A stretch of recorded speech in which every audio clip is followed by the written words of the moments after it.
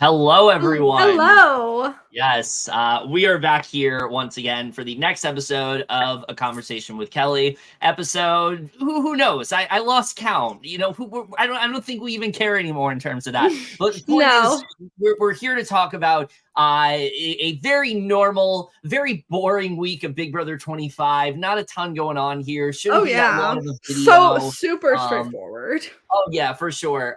No, in all seriousness, you know what we're talking about. We'll get into it in a little bit. But before we do, I am here, my loving beautiful co-host Allie. How are you doing today? I'm doing well. I worked all weekend, so I had my first day off this week this week. So it was pretty chill. Besides just going for a walk with Magoo. Shout out to him. Yes, but yeah, he's definitely watching. Oh yeah, I pretty much just watched shows and chilled today and caught up on Big Brother episodes, and I'm very excited to talk about this week. And yeah, always drink your water, stay hydrated. For sure. Especially to the BB25 house guest who drank a lot yesterday. Drink that water. Literally though. Seriously, America chucking down that red wine could not. Oh my god. Ugh. Oh god, I know. I'm like, that was insane. Girl, how? Yeah, that was crazy. But anyway, I'm glad you had a day off. I, on the other hand, had to deal with some really fucking rude customers, but we are not here to talk about that. We are here to talk about this week of BB25, and holy shit, let me just say, where to even begin with this week. This is one of the most monumental weeks of Big Brother I think we've ever talked about. This is basically kind of making up for us not talking about the house shift last season with the leftovers and things like that. Oh yeah. But I feel like this is way bigger than that. Everything that goes down this is week wild. Yeah, this is generally such a game-changing week. There's so much to talk about. It felt like the week that just never let up and the whole season has been like this, but this was on another level in terms of craziness, and there's just so much to talk about here. But before we do, I mean, just general thoughts on this week, Allie, overall, if you can even sum it up into just a few words.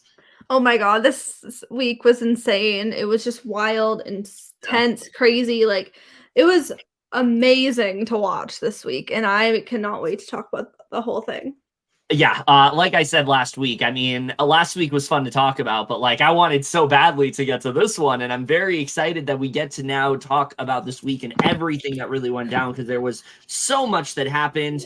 Yeah, I mean, I will just say right now, if they keep going on the trajectory that they've been on, especially from this week, I think this is a top tier season of Big Brother. Yeah. I think this season is kind of giving me everything that I hoped for. And I feel aside from a few characters here and there, I've really been loving this season a lot. And this week really solidified it for me. So me too.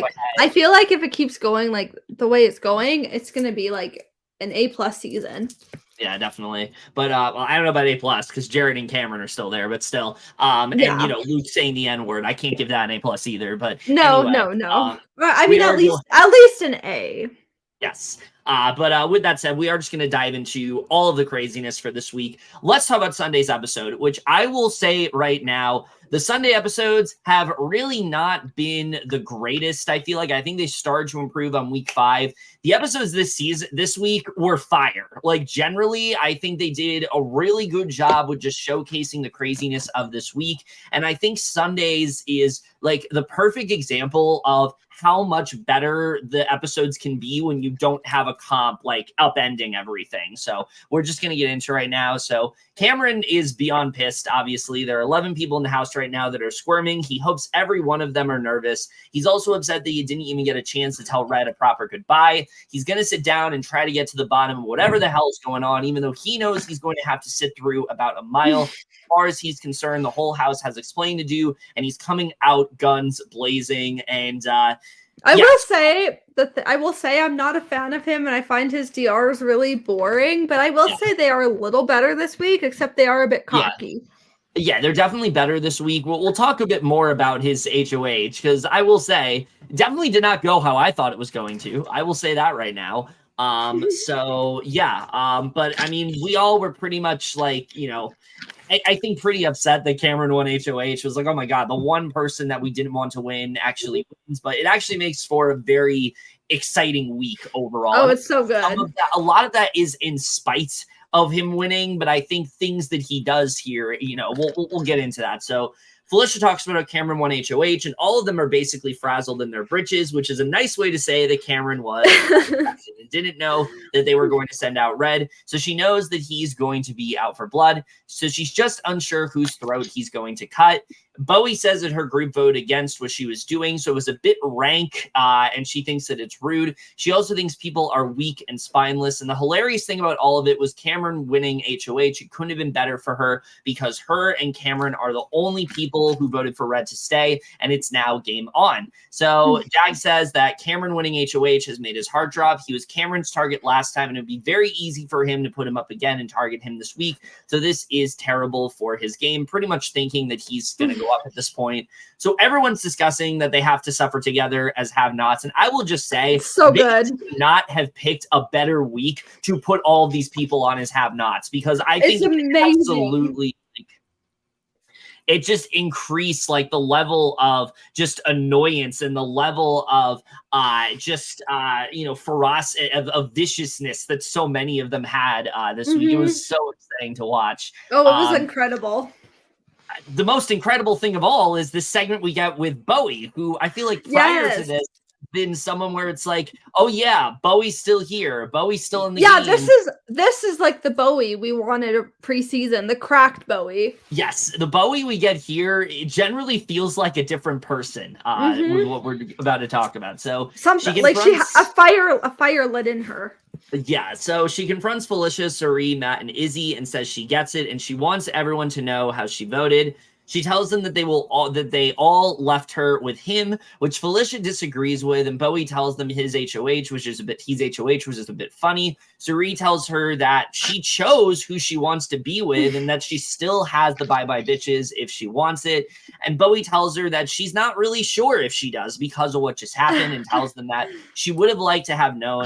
So she says she's cool with whatever the decision is, but it's taken out of her hands, and now she's basically on her own. And Cirie then disagrees and says that they don't know why she's saying that. Bowie tells them that they're to tell her one thing, and she's being honest, and she knows that's the game, and it's just a little bit hard, and she's more upset about the dishonesty. How did you feel about this moment? Because this was something that was a rare moment we didn't get to see on the feeds. This was right after the vote, so we didn't get to see this. What did you think of this overall? Oh, it was crazy. I mean, everyone was saying that no, she's not left out and such, but it was just crazy to see. Honestly, it was kind of good that Bowie got her feelings out there, because I'm glad she spoke up and really just let loose and told what she was her feelings and everything and her thoughts. But I like that they were trying to comfort her too. I think it really solidified that they did not need to leave her out of that vote. There really wasn't much of a reason to, and now they're gonna wish that they didn't. I don't think Bowie's gonna trust them the same way again. No, not at all. Felicia says that Bowie is the only one that voted with Cameron to keep Red. She's got to stay with them for right now, and if she doesn't, they're going to let her know that she'll be the next one that they vote out. So Felicia is very blunt with Bowie here. She tells her to stop all the crying and put her big girl pants on and play the game, and she tells her that she can't take anything personal in there because it's not, since everyone generally cares for each other, but at some point every week, someone's got to walk out the door, which Cirie tells her she's going to have to withhold information from people the same way she withheld this from Red.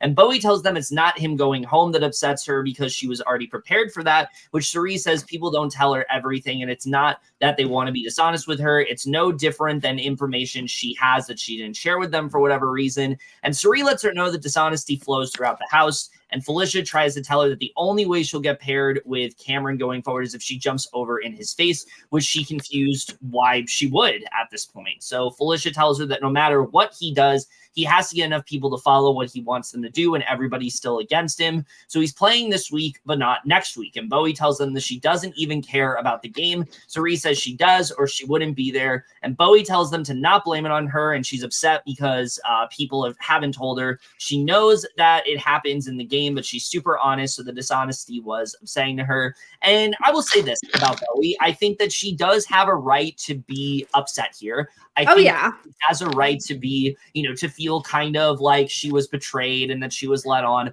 But I won't lie and say, I think she kind of did it to herself because of the fact that, like, very early on in the season, people were talking about alliances. People were talking about game. Bowie would literally walk out. Like, she didn't want to be a part of it. And she kind of became this, person that just kind of like halted any game conversation. Like, the second that Bowie walked into the room, the conversation would shift to something else. And I feel like she did kind of put herself in that position. Yes, you can say... Did.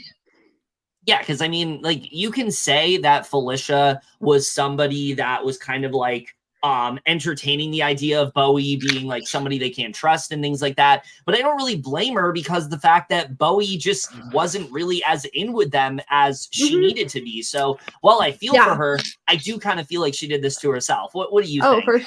Yeah, I'm on the same page there. Like, of course, like, we feel for her because, like, her emotions are valid and her feelings are valid, but she did. And I'm sure we've all felt like blindsided in games and things like that. So that's definitely valid. Yeah. Oh, for sure. It's like normal, but she also did do it to herself because she was just kind of like low key and not doing much early on. Yeah. So yeah, there's like the pros and cons there. Yeah, so I think that while I definitely get why she feels this way, I don't think this is like, oh my God, Bowie's waking up. Bowie's so woke for this. It's like, yes, but at the same time, like, she kind of put this on herself. Like, if she really wanted to be let in the know of what was going on, she really just should have, like, talked more game with people, like, early on, because I think it's really affecting her now. And I do think, in my opinion, that's going to be, like, her biggest hurdle for the rest of the game. Like, even though now she's definitely playing more, I think the fact that she wasn't so active early on is hurting her at the moment. Oh, for sure. Yeah. She's trying to do like some damage control here. Yeah, but is it enough? That's So Matt goes to Jag and says that Felicia scares him because she literally sent him out of the room, so he's not too happy about that. And I will say, listen, I am not a fan of a lot of the things Matt has said recently in this game, but he kind of kills it this week. I'm not gonna lie. Oh yeah. Like, he is amazing this week. Yeah, he does a lot of he plays very well, I think, this week, and it puts him in a really strong position, and we'll get into that. This is definitely like if you were hoping for Matt to kind of get back to the Matt that he was a couple weeks ago, you get to see that here. Like, he definitely seems like a nice guy. He just has some like bad views. I don't know if I'd say nice guy because I don't feel like nice guys recite Andrew Tate. But God, that was game wise, really like, sir, why? Yeah, so anyway, we can't forget about that. But I will admit, I do think Matt played very well this week. So definitely. So Izzy says that she was the one that voted with him, and she gets to go upstairs and be his confidant, and she gets to be up there figuring out what he's really going to do. And Bowie tells her that she doesn't want to be, and Felicia tells her that she'll really be the only one that he's going to trust now, so she has to go up there and hear his thoughts and kind of pick his brain. So Felicia also tells her that they're just really hoping that she'll be the one that's going to be willing to be the eyes and ears for the group now, since she basically became a major player this week. And Bowie feels that this is super cheeky because they're already saying it's up to her now and that she's going to be the one to make a big play. She's not falling for it, and she doesn't trust anyone. So she's got her wits about her. She's going to be smart about this now, so she will suck it up. And, I think Izzy, Cirie, and Felicia, they handled this as best they could. I don't know if they did the best job here. I think that they could have done a better job of kind of They could have done better. Yeah, I think the fact that they're like, oh, you don't have to talk to Cameron and things like that. It's like, I think you kind of have to assume that she's going to. Like, it was literally her and Cameron that were blindsided here. So it's like, I think they did what they could, but I think they also could have done more. So, I agree. So Jag then asks Matt, Blue, and America what they should do. He's scared about who's getting thrown under the bus. And Jag is another person who really turns himself around this week. I think he did a lot. He does a really good job. But, Still a little bit too fixated on the 10-0 and the 7 deadly sins of it all. But yeah, he's definitely a little too fixated on that. But I mean, he's definitely like woken up. Yeah, he does have these moments of clarity that I think are really good for him this week. So yeah. Matt tells them they're just going to throw them under the bus, which they all agree. And America says they're basically just trying to cover whenever they did. So Matt says when Felicia kicked him out of the room, it kind of pissed him off a little bit. He thinks that Felicia is probably trying to save her own skin, which is bringing up a lot of other suspicions. So Jag says that nobody really planned for this. No one knows what's going on in Cameron's head. He's hoping that the 7 Deadly Sins alliance stays intact at least. And if the alliance doesn't stick together, he's really unsure about his other options to stay safe. He really feels like this is his only real option in the game, which it's like, Jag, oh my God, like, how do you not realize these people are not with you at this point? Like, it was so frustrating. Yeah. That, like, he's been voted out 10-0, and he still believes that the 7 Deadly Sins are with him, even though I know they literally just put him as a sacrificial lamb and almost voted him out again. Yeah. No, Legend 25 and 7 Deadly Sins are fake. Basically every alliance is fake except like the brown sugar babes. That's like the only one that's like legit. So pretty much. Yeah, and even at that, who knows anymore? So I know.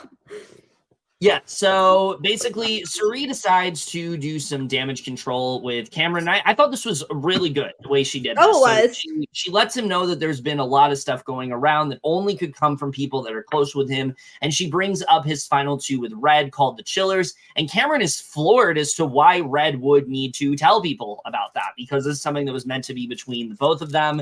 And Cirie tells him that he said he was done with him and he was putting out all his information. So they know he's targeting him right after that HOH. And Cirie lets him know that he's on the hate cam campaign, which she's confused about, and they couldn't risk blowing it up. So Felicia brings up their alliance would implode after that, and Cirie tells him that she didn't want to hear any more negative stuff about him from Red, and he acted like he hated him, and they felt like he was willing to do this to his right-hand man. They can't have that and couldn't just sit back and let that happen. And he says to her, he guesses he's going Jag and Blue round 2, which she's basically down with here.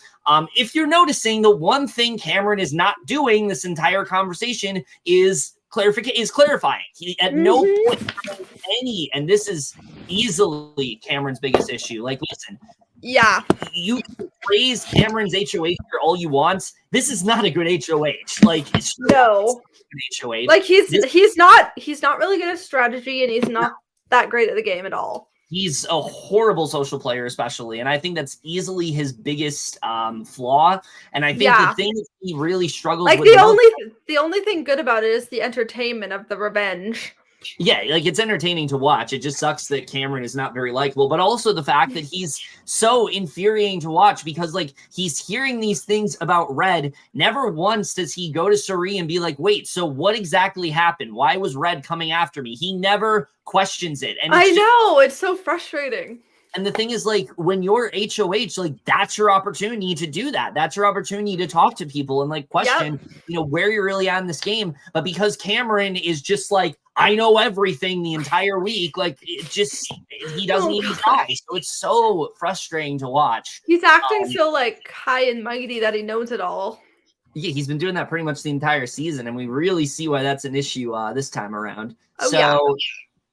So Cirie says that Cameron is so controlled, and she knows he's seething with anger, but as a good alliance member, she must keep him abreast of any threat to his well-being, which is what she's doing. They had to take care of Cameron, so that's why Red left, and sharing is caring, and he's completely unconvinced at this point. He feels that Cirie is feeding him a bunch of bullshit to protect herself. The only person he can trust right now is Bowie, who in reality, he wants to burn everything to the ground. And I will say, props to the editors here. He does not reveal who he's actually putting up until we get to the nomination. So I feel like I love the intensity of that. It's so interesting. Yeah, like, it makes the casuals kind of feel like how we were feeling, where it's like, oh my God, is he actually going to do what he's saying here? Or is there like some other plan like brewing? They really captured all of that very well in this episode. And I think that's what made it so suspenseful in that way.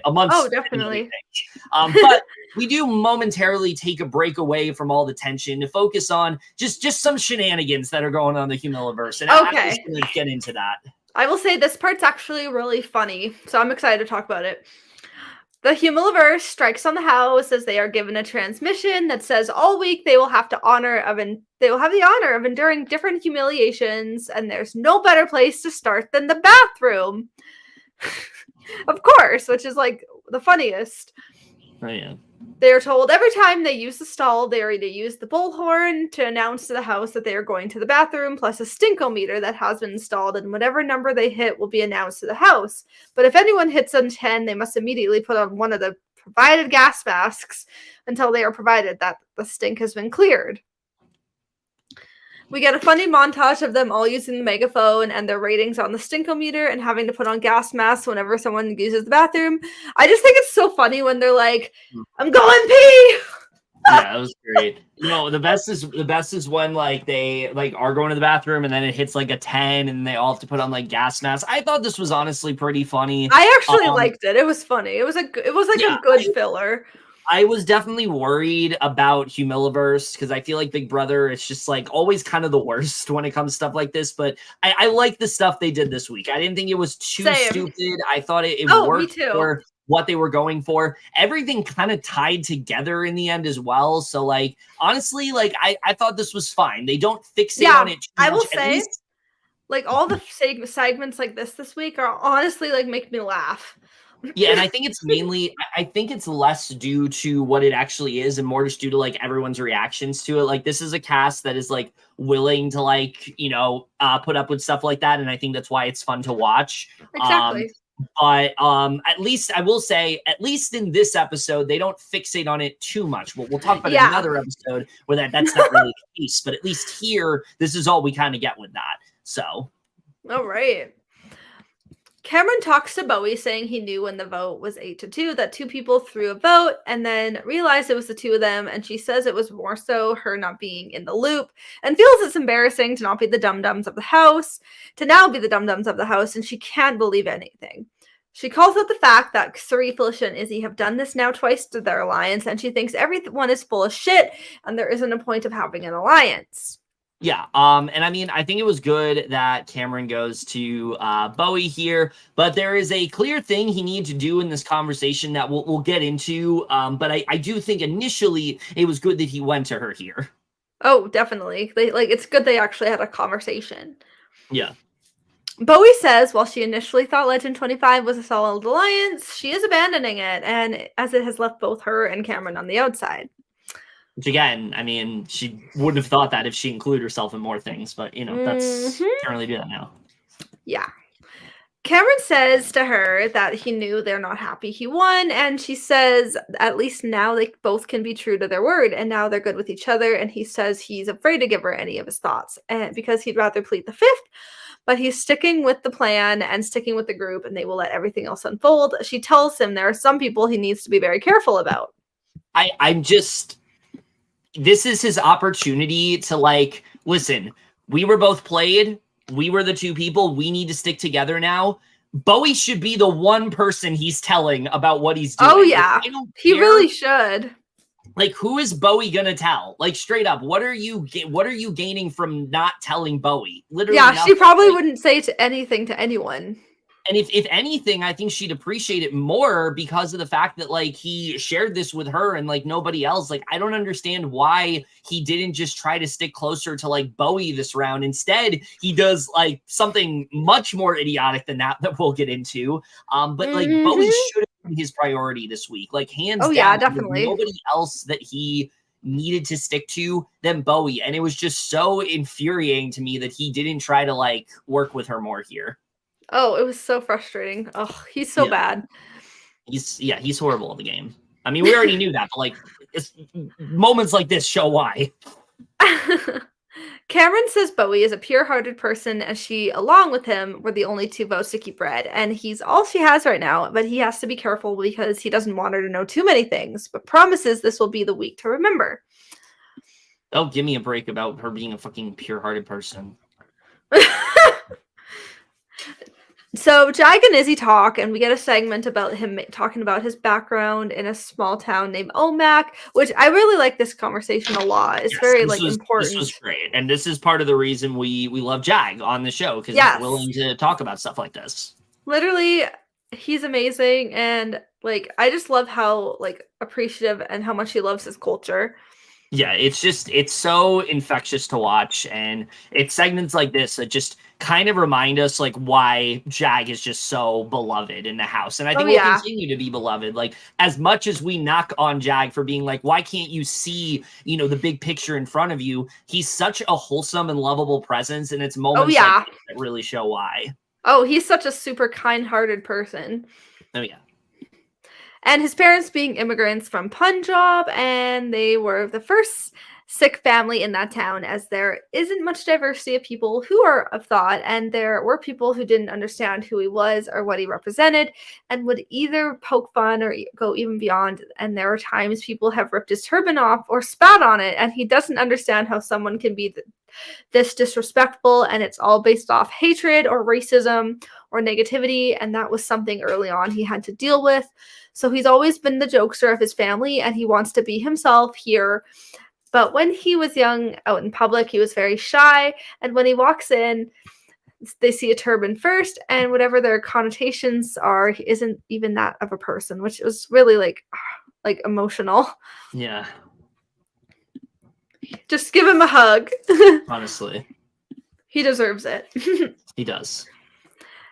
Jag says his turban is a very important part of his identity and that he holds very close to himself, and it's the first thing people see whenever they walk into a room. It's a reminder for him to be a peaceful warrior, and when he ties, it's a reminder to spread laughter, joy, peace, and harmony, and also to stand up for what's right in every situation. He loves such an amazing segment. I love this so much. I know. It was like probably like one of the best parts of this episode. Yeah. Ugh, it just makes my heart so like full. Yeah. He loves being Punjabi and Sikh, and it's such a big part of who he is. He loves to embrace his culture and religion, and sometimes people have negative perceptions, and he's always tried to not focus on that too much and just be who he is and be as open as possible, and it's the only way anyone can learn. Yeah, it's so good. Amazing. Everyone should just love Jag. Yeah. Yeah, we love his brother too. We love Jazz. Yes. Well. Oh, king. Honestly, just get like Jag and his brother and Cory and his brother on like a show together. Oh, that'd be so good. Amazing Race. Come on. Yes. Oh my god, please. Oh, so good. Felicia talks to Jared, saying it's hard to continually strategize and figure out the best move, and it's rough because she wants to trust and believe everybody. It is a big moment because I said before last week that I didn't think they did the greatest job in showing like Felicia's like loose lips, and they really do a better job with that in this segment here. Oh yeah, definitely. Felicia says she loves Jared like a son, and to be aligned with him would be phenomenal because she can do a social comp while he can do the physical comp, and they balance each other. So she wants to tell him everything, so she's doing up front so he can trust her. She tells him about her final two with Cirie, but she'd prefer to have a final two with him. And he says if he sees the two of them in the end, he's fine. Yeah, let's talk about this real quick. Because regardless of the fact that Felicia doesn't realize, obviously, the Jared and Cirie connection, you never should tell people you have a final two with somebody else when you're making a final two with them. It's probably just not the greatest idea to do that, It was very entertaining to watch, but probably the wrong move. Yeah, like if you were to come to me and be like, well, I have a final two with this person, but I feel stronger with you and I want to align with you, I'd be like, so you're just gonna like pick me as like a secondary option while this person is like there? Like this is so bad. Oh my god. Oh, Felicia, we love her. We do, but wow, this was bad. Oh yeah, not good at all, but it was entertaining. Yeah. Jared says even the circumstances were the same, it still rubs him the wrong way that Felicia is telling him this, and he wants to open Cirie's eyes to what Felicia is doing because she's getting a little too messy and doesn't want to be in the line of fire. So he then goes to Cirie and tells her about this. Yeah, which I mean, he frequently does. Oh yeah. Cirie doesn't know what she's doing exposing this and knows it's no good for her game, but it's not her first rodeo at being a hot mess, as it's just one of many. Mm-hmm. I mean, true. And we get to see one of those right here. Oh, yeah. We see a moment 8 hours ago for asking Red if he was going to save a cupcake and take it home, but was planning to save it for tomorrow morning, basically insinuating he's going home. I don't know. Like I just can't. Cirie comes in and Bowie and Red talk to her about what she said. Cirie doesn't understand why she's saying this to everyone, and she has everyone so confused. Yeah, it's just like, especially the fact that Red is thinking that he's safe. Like, it'd be different if the consensus was that Red knew he was going home, but like Red thinks he's safe here. Like, she's ruining the blind side, basically. Oh, definitely. Ugh.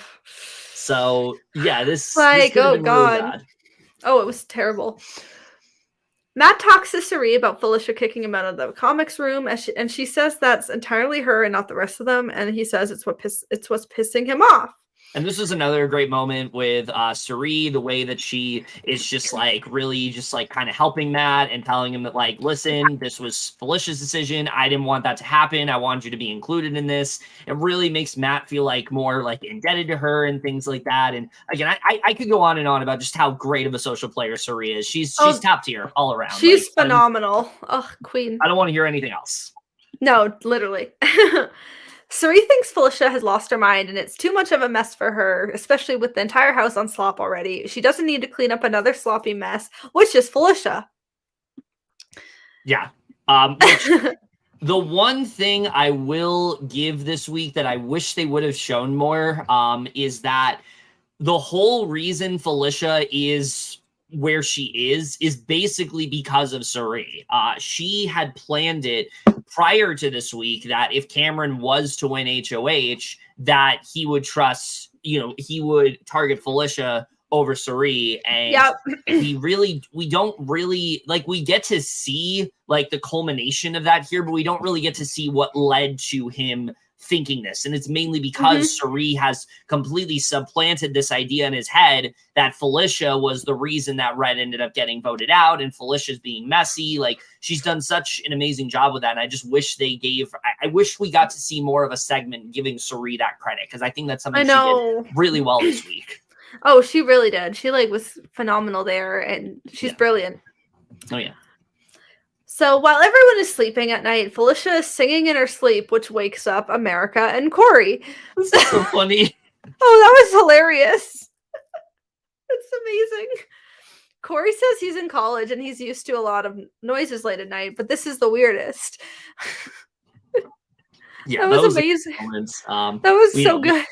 Felicia's had some very questionable gameplay recently, but my God, is she such a fun character. And she's amazing. I'm very happy that, spoilers, we have not lost her, because she is just, thank God. She's so good. She's so good. I know. I would be so sad to lose her pre-jury.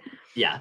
So Blue goes to Cam, and oh my God, this segment was one that I was waiting for, but at the same time was also dreading, because this is another very infuriating conversation where Cam has this opportunity to kind of like work things with, kind of get closer to Blue, and he completely just like misses out on it. So basically she says that she's down to do whatever he wants to do, as everything she said to him has been true. And he says that he feels the same, but when she asks him who he's putting up, he doesn't budge, but then says that he could tell her what's going on, but she'd be upset. And she asks what that is supposed to mean. And he says he needs her to play in the veto. And she decides to start faking some tears here, saying that she doesn't even understand why.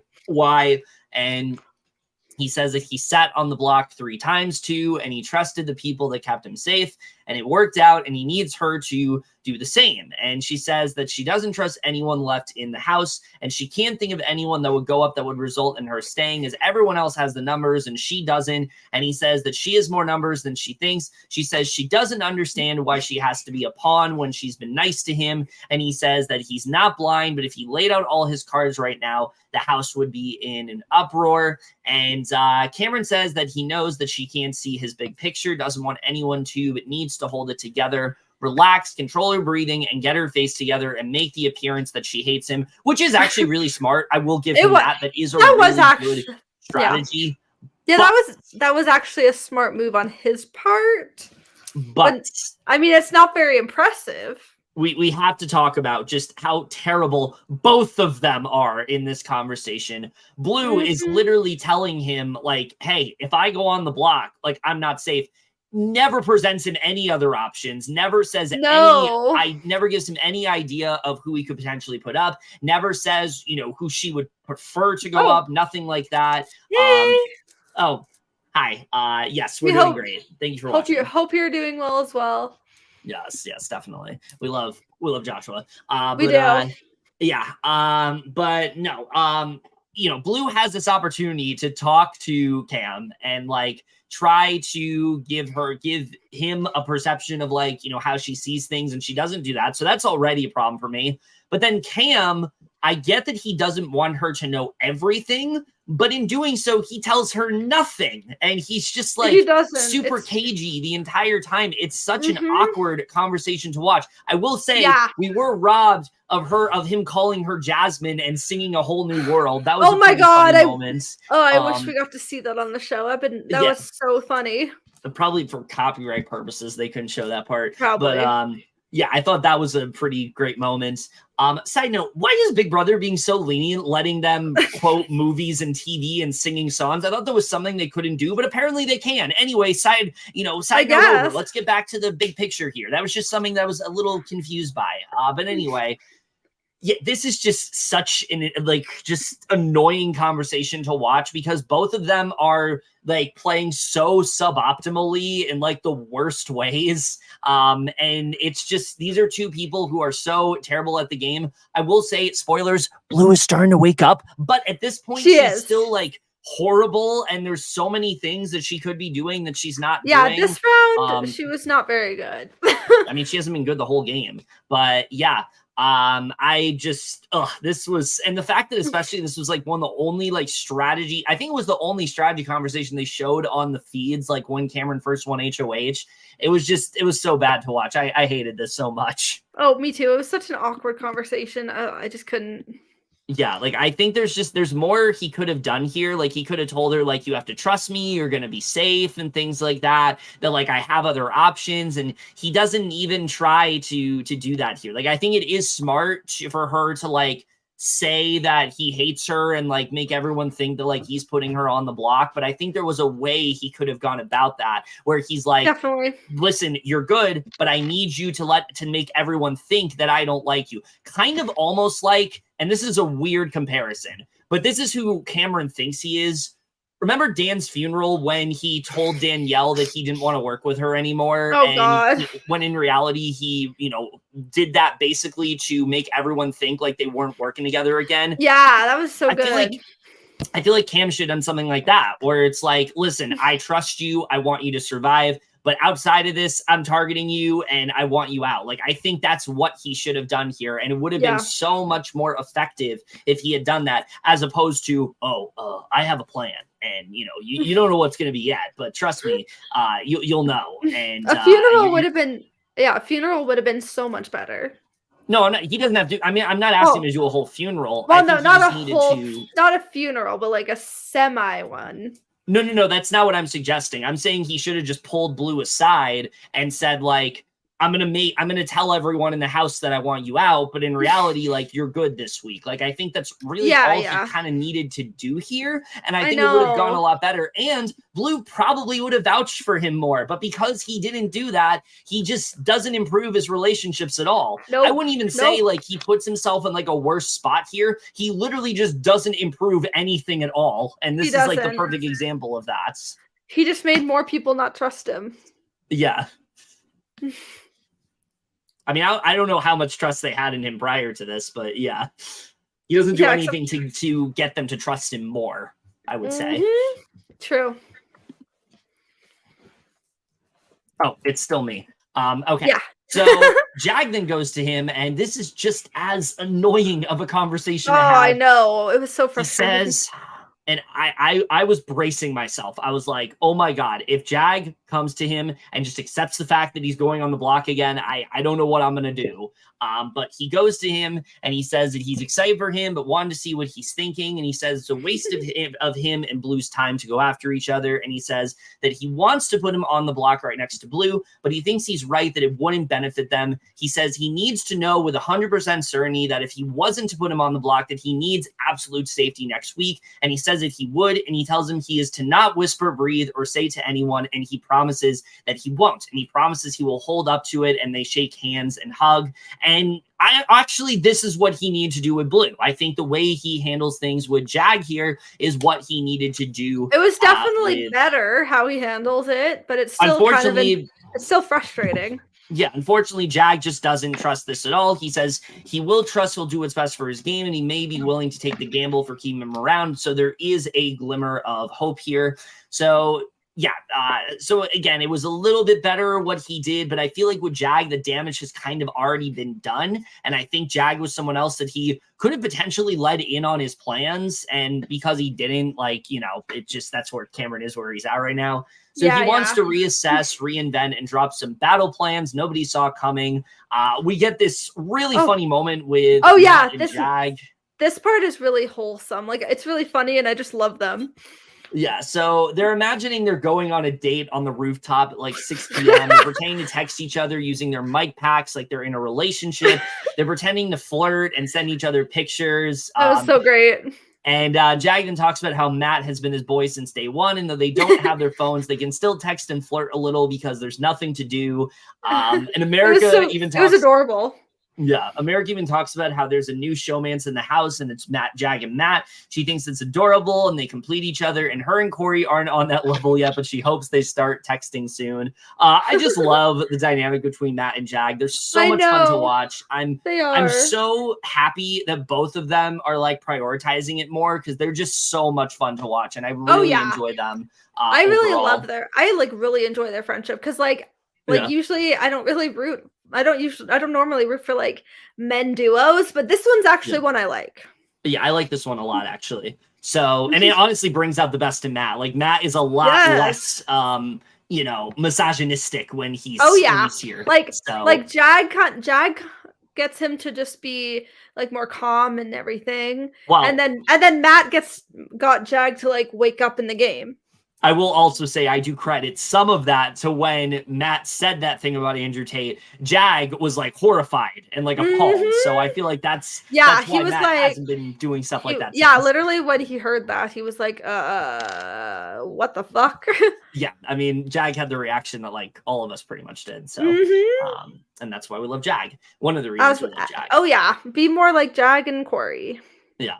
So Matt goes to Cameron and tells him that Jag and Blue will be the nominations. He tells everyone else that comes to him the same thing. And he tells us that this isn't exactly the truth. His game is going to blow up and they will give him them all shock and awe and promises it will cause an earthquake in the house. And again, I will give it to Cam here. He did put on a show and he did do a good job of fooling everyone. I really did enjoy this nomination ceremony. Yeah, let's get to the nomination ceremony because this was something that, people have kind of been asking for a long time to get back to. And if you remember, back in older BB, I think the last time they did it was Big Brother 15. They used to, instead of just the generic nomination block, they would actually do a wheel that would kind of be so-and-so, you are safe, you are safe. Oh, so good. It was so much more exciting because we generally, especially for someone who hasn't been watching the feeds, if you hadn't, it kept you in suspense the entire time as to what was actually going to happen. And it just made the nomination so much more exciting to watch, especially if you have someone be I'm putting up this person, but I'm actually going after this person. And I feel they definitely listened because they very much delivered here because in a humiliate twist, Cam's not using the nomination block. He's actually going to be throwing pies at them in a throwback to the key wheel, which it's not quite the key wheel, but... Oh, I honestly love this so much. And literally, if I was in this, I would be hey, pie me. I'd be so excited. I'd be literally eating it so happily. Yeah, I love this. I thought it was so suspenseful. It's Cam so honestly really got into it, I feel like, in terms of like fun. how much he He was. honestly, he ate this one thing. Yeah, he did. He did. Just like how everyone ate pie. He ate this. I will give him that. But yeah, I think in general this was a lot of fun to watch. I really enjoyed the suspense of it all. And I don't necessarily need them to like pie everyone all the time, but if we can find a way to get the key wheel back. I think it's funny. I think it's hilarious. Yeah, but I don't need that. Like I just want the key wheel back. Like generally I just want the wheel same. back. It's me too. Oh, please. But like, yeah, if there is any way we can get that back, bring it back, because I feel like this reminds us just how much better it is. So he starts off throwing a pie at Bowie while walking dramatically past the other house guests. I love the way he did this too, where like he's walking past like Izzy and he's like, I don't think you like pie. And then he walks past America and he's like, no, I don't think this is the one. Oh yeah, and then he said to like somebody, I don't think you're a key lime person. Yeah, that was great. I love that. It's like the one time Cam was funny all season. Oh yeah, definitely. He only had one time he was actually good. So he throws one at Jared and then at Cirie. The next house guest safe is Mimi. Next is Cory, then Matt, and then this is the moment he shocks literally everybody by throwing one at Jag and then immediately at Blue, but not before she takes out her lashes, which I thought was so funny. That was hilarious. That was like such a Blue thing. Yeah. So this leaves America, Izzy, and Felicia, the only ones without pie, which I thought it was really, I will say, and I don't know if this was intentional, but I do think it was smart that he left America there, because I think a lot of people thought he was probably going to put her up based on, the previous week and things like that. But in a shocking twist of events, he throws a pie in America's face, making this week's nominees Izzy and Felicia. And oh my God, I'm not gonna lie, like literally right as he threw the pie in America's face, their pictures just popped up. Yeah, and I'm not gonna lie, when I first heard that he did this, when I was like reading it on Twitter and things like that, I was generally in disbelief because I didn't think Cam had it in him. I really didn't think he did. I thought he was just going to do like Jag and Blue 2.0 again, because that's just kind of like how he's been playing the game up to this point. Yeah, I literally thought he was just going to do the boring and predictable move. Yeah, now I will say, this is not a good move. Like, you can say what you want. This is not a good move. Like, putting Felicia and Izzy up does not really change much in the grand scheme of things, especially because Felicia's literally the person that Cirie wanted to go. So you're basically doing her dirty work for her at that point. Pretty much. But again, I much prefer this over Jag and Blue 2.0 because that's so boring to watch. I know. Ugh. So he says that and he does give a pretty good speech here. He says, considering his journey in this house, they've both had a pretty comfortable ride and we're very closely aligned with two males in the house, Hisam and Red, which, side note, when were Hisam and Cameron close? Like, he keeps bringing this up. I don't feel like they were that close in the house. So he says that 2 times there may have been a coincidence and he doesn't plan to stick around to be the pattern. I actually thought this was a pretty good speech. I'm not going to lie. It was actually not bad. Yeah, it was actually pretty well done the way he did that. So Izzy is now very worried. She's furious that he got to have a whole show of it today and how much he enjoyed it. He wanted fireworks and he set off fireworks inside her and she will beat him. Felicia, meanwhile, is pissed off, but we'll give him the props on the good gameplay and the blind side, but she's not going out that easy. I did love the moment, by the way, where Felicia like takes out her fake tooth, like fully expecting to be pied, and then like just like puts it right back in. That was great. It was amazing. Cirie is devastated here, feeling that knowing that Izzy's won the nominees and she's heartbroken. She says seeing Cameron's pleasure in the moment and the way he's toying with those pies and everyone, he better hope he wins every time. Oh, that was such a great quote. That was such a good confessional from Cirie. So freaking good. Amazing. Yes. This is why we love Cirie. Oh, yeah. So Cameron says he wants, and Cameron explains his strategy here. And up to this point, I was like, okay, Cameron kind of killed it. This is where like, okay, we're back to Cameron just being Cameron, because this doesn't really make much sense. He says that he wants to take the trio down: Cirie, the president, Felicia, the VP, and Izzy, the secretary of defense. But apparently you don't start at the president. You chip away at everything until there's nothing left and nowhere to go. He's been a good boy and has been waiting to turn it loose and now wants to give them hell. And this is where I start to discredit Cameron a little bit, because at least to me, it seemed like he had basically convinced himself that like Felicia was the one kind of running things, and that Cirie was, working for her, and that he trusted Cirie more. When in reality, no, he does think Cirie is the ringleader here, but doesn't take the shot for some reason. I don't quite understand this. And again, I think all of this could have been better if he had just been willing to like talk to people and like listen to, actually ask questions and figure, gain some clarity on what happened last week. He could have really made like serious nominations here with like Cirie and Jared or something like that. But taking out Izzy and Felicia, I mean, yeah, Izzy definitely weakened Cirie quite a bit, but it doesn't really change that much. And I think this kind of shows that, wholeheartedly. But yeah, he just thinks Izzy's the main mastermind. No, he knows Cirie's the mastermind. He just wants Izzy out. So yeah. So that's how Sunday's episode ends. Like I said, really great episode all around. That it's a great one when literally we are 50 minutes in and we're still talking about Sunday. With that said, let's get into Wednesday, which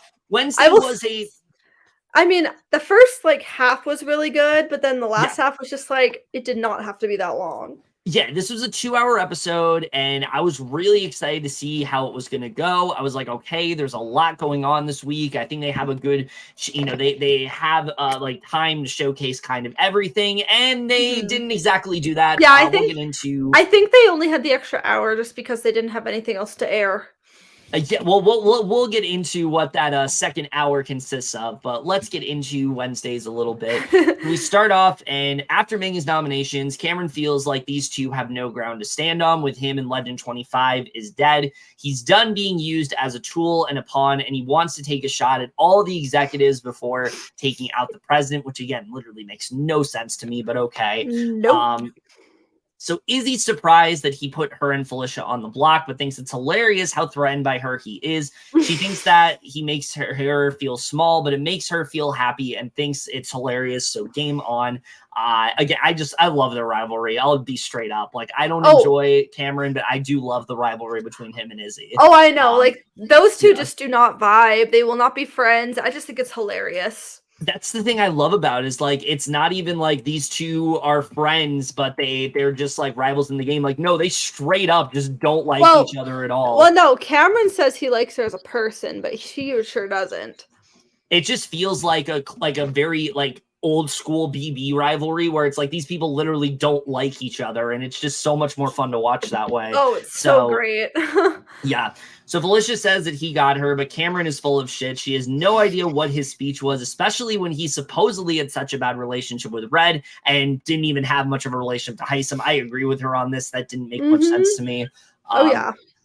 But Jag says that before nominations, he and Cam made a deal, which he is honoring so far, but still is very unsure if he can trust him. So Felicia goes to talk to Cam, saying that she gets what he's upset about and basically clears up what happened with Hisam. And I thought she handles herself really well in this conversation. She talks about that, she didn't want Red to go home, and that Hisam left basically like due to his own actions and things like that. And he tries to assure her that she isn't the target, although she's worried since pawns always do go home. I think Felicia does what she needs to in this conversation. I thought she handled herself very well here. Yeah, she really did. Like, she does have her good moments, and then she has her iffy moments.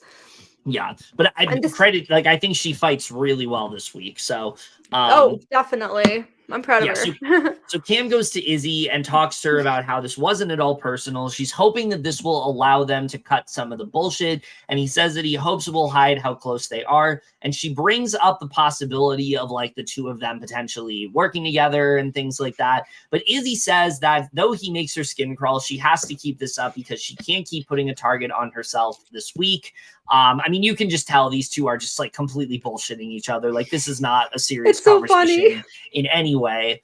So America, on the other hand, is so excited that Cam made this move because she's been wanting this to happen for weeks. And she talks about how strong Felicia, Cirie, Izzy have been. Cory also is very excited here. So Cirie then goes to Cam and thanks him for not putting her up. And Cirie is feeling like this is not the ultimate plan and wants to assure Cameron that she won't be a nominee in any situation. So he talks to her and says that it needed to happen, but she is his girl. And she says that he has people gunning for him during this conversation.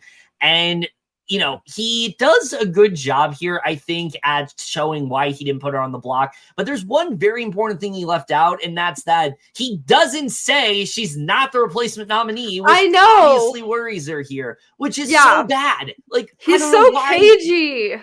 Like, you made your nominations at this point. Just say, like, I'm not coming for your side. I really just want Izzy out. Like, that's all he needed to say to her. He can tell her that, like, he has other plans. He could bring up other potential, like, pawns and things like that. But again, his caginess and just his complete inability to want to show his hand to people when he's literally, like, the house pariah and has an opportunity to basically do whatever he wants.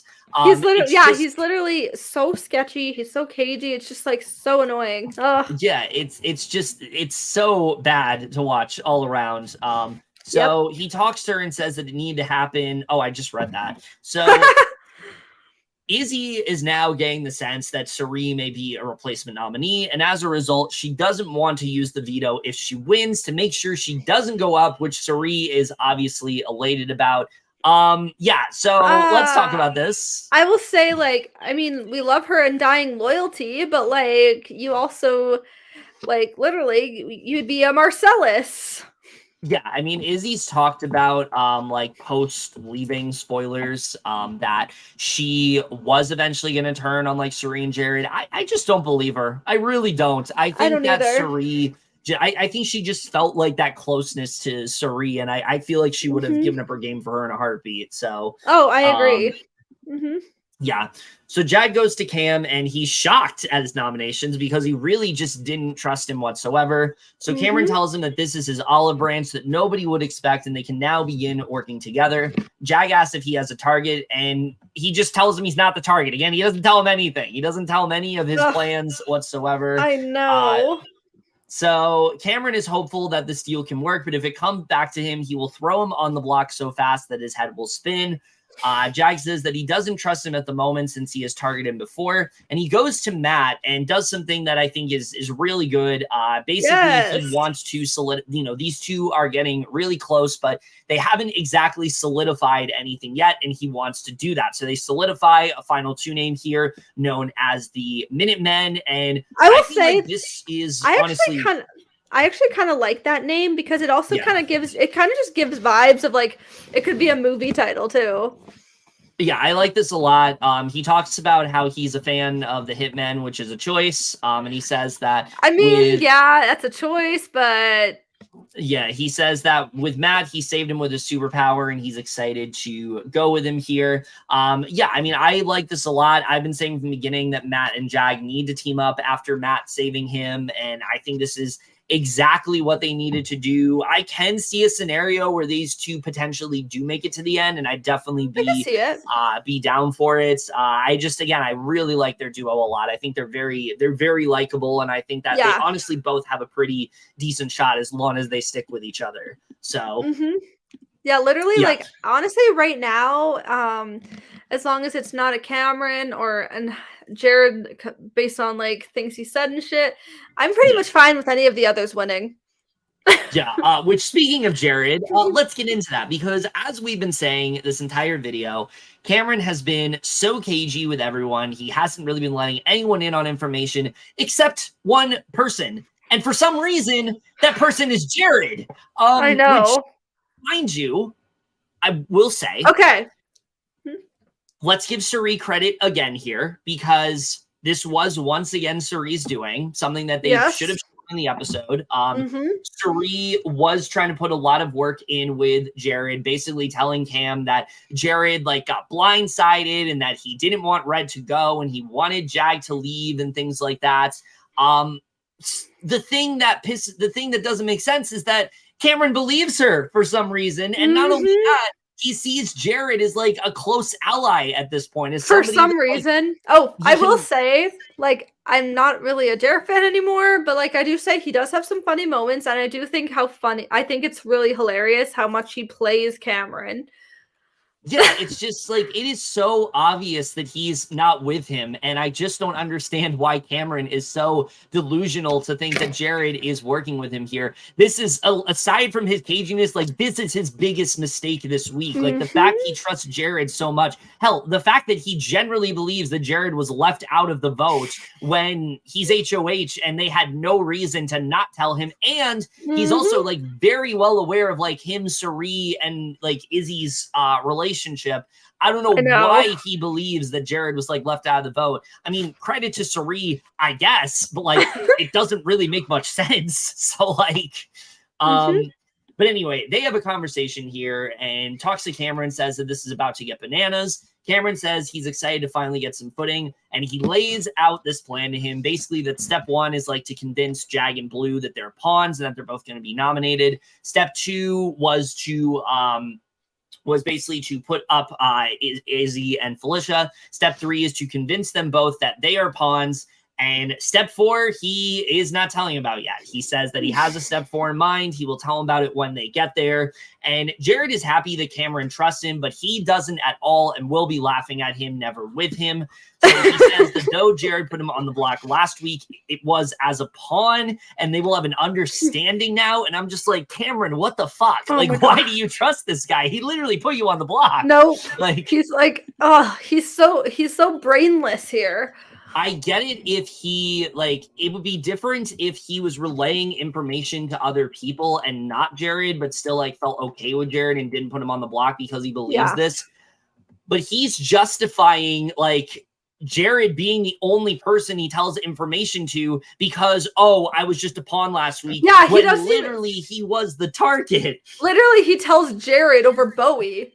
Yeah, like Bowie should have been, that's just what I'm saying. Like, Bowie should have been the one he prioritized. Like, I don't understand why he was so adamant about working with Jared here over a lie that just doesn't make any sense whatsoever. Because he's a man. I mean, oh yeah, that's definitely, I think, part of it, because why would Cameron ever want to work with a woman, you know, and give them any credit whatsoever? Yeah, literally. So, and then in contrast, why would Jared want to work with anyone why would Jared be afraid of anybody unless they win comps? Because apparently that's the only thing that's scary in Big Brother is if somebody wins a comp. Oh, yeah. So that's the only thing to worry about. So, oh, for sure. But he says that Izzy's the target, but if one of them comes off, Cirie is going to come off right behind them. So Jared is nervous that his plan may include nominating Cirie, and he hopes he gets picked for this veto to protect his mom. That really is his main mission this week, which keep that in mind. His main mission here is to not use the veto. Yeah, that's like all he really cares about this week. Well, I think he cares a little bit about more than that, because we'll get into that. But yeah. So we get to the time to pick players for the veto competition, and Matt, Jared, and Jag, who is Izzy's house guest choice, will be playing. I will say, like, I mean, I kind of get why she picked Jag because he's good at comms, but like, she should have just picked Cirie because she knows she's in danger. Yeah, I think definitely Cirie was the person to pick here, but I don't necessarily fault her for picking Jag, because I think Izzy kind of saw it as like, Jag is somebody who wins a lot of comps. This is my way of like kind of making inroads with him and things like that, knowing that Cirie could potentially go up. But she literally said that she wouldn't use the veto if Cirie comes off the block. I think it made sense to pick Cirie here. Yeah, so I will agree with you. It definitely makes sense, yeah. Yeah, like I will agree with you. Like I think she should have chosen Cirie, but I do understand why she picked Jag for sure. Yeah. So Matt says with the 7 deadly sins, he feels closest with Cirie, Jag, and Jared. He wants to see where Jared's head is at. And they talk a bit about the replacement and agree that it very likely is going to be Cirie. Jared is just hoping that Cameron doesn't win at this point. And then we get probably, honestly, my favorite moment of this entire episode, this conversation between Izzy and Cirie. This conversation was just so wholesome. I loved it so much. This is the one thing that feels like they could include this because it was a 2-hour episode. Because I guarantee you, like, if this wasn't a 2-hour episode, I don't think they would have included this. And I'm glad that they did, because I think it was a very effective moment. And I feel like the show, generally has just not done a very good job showing Izzy enough and just showing like the kind of person that she is, how chaotic she is, but also her undying loyalty to Cirie. And we really get to see it in this moment where she says that she wants to win. She wants to be good at this. And Cirie says that she is better than she gives herself credit for. She wouldn't be here without her. And Izzy tells her that she's her favorite person. And she says that she is hers, besides the person that she gave birth to, of course. And Izzy says that she wants to feel confident about herself. Besides playing her stupid flute, she just can't bring herself to do it, even though she wants to. And Cirie talks about how, hey, this is like the exact same feeling, I had when I walked into Survivor. She took that feeling and took the same chances she did right now. And Cirie tells her that she's really awesome. And if the only thing she gets out of this is really getting to know her, she will be happy. Now, there are a couple things I want to say about this right off the bat. One, just amazing social game all around. Like Cirie just kills these conversations. This is really, I think, when she's at her best is when she's like emotionally connecting with people and just really like tugging at their heartstrings in a way that just very few people can do. Cirie just really kills it on that front. Yeah, she she actually gets to know everybody on a personal level. Yeah, and I think that's why it works so well for her, because a lot of the time it is genuine and things like that. So, I think that I think that in general, like she just did a really good job with that here. But also you see how genuine the bond between these two really is and like how much she cares about Izzy. And it's so endearing to watch. Like, even though, we can pick apart Izzy for not playing her own game, can you really blame her with the way Cirie's been talking to her and just like how much she makes her feel included and how much she cares about her? Like, it's just so sweet to watch, and I just really love this conversation a lot. Their friendship is just so like heartfelt and just so cute and so sweet, and like I'm just so excited to see everything with them after the show. Yeah, because Cirie said that she didn't expect this at all. She's never felt this way about anybody outside the people she's family with. She feels that Izzy is her person, and they are two hot messes. And Izzy says Cirie is an inspiration, and if she's telling her she can do it, she's more than capable. She trusts her more than anyone. And again, this was just such an amazing moment. I love this so much. And like I said, for the first 45 minutes, I'm like, okay, we're actually getting a lot of strategy here. They're doing a good job laying everything out. And then things take a turn a bit, and we get to the rest of this episode, which I won't lie, not a lot to talk about here. Not a lot to talk about. Yeah, so it's time for the veto competition, which I actually did enjoy it. It was fun to watch, but I didn't think it needed to be 30 minutes. I think it was 40. It was it could have been a whole episode. It was so long. Or maybe between 30 and 40, something like that. Yeah. I loved, the comp was really fun and entertaining and enjoyable. It's just, it did not need to be that long.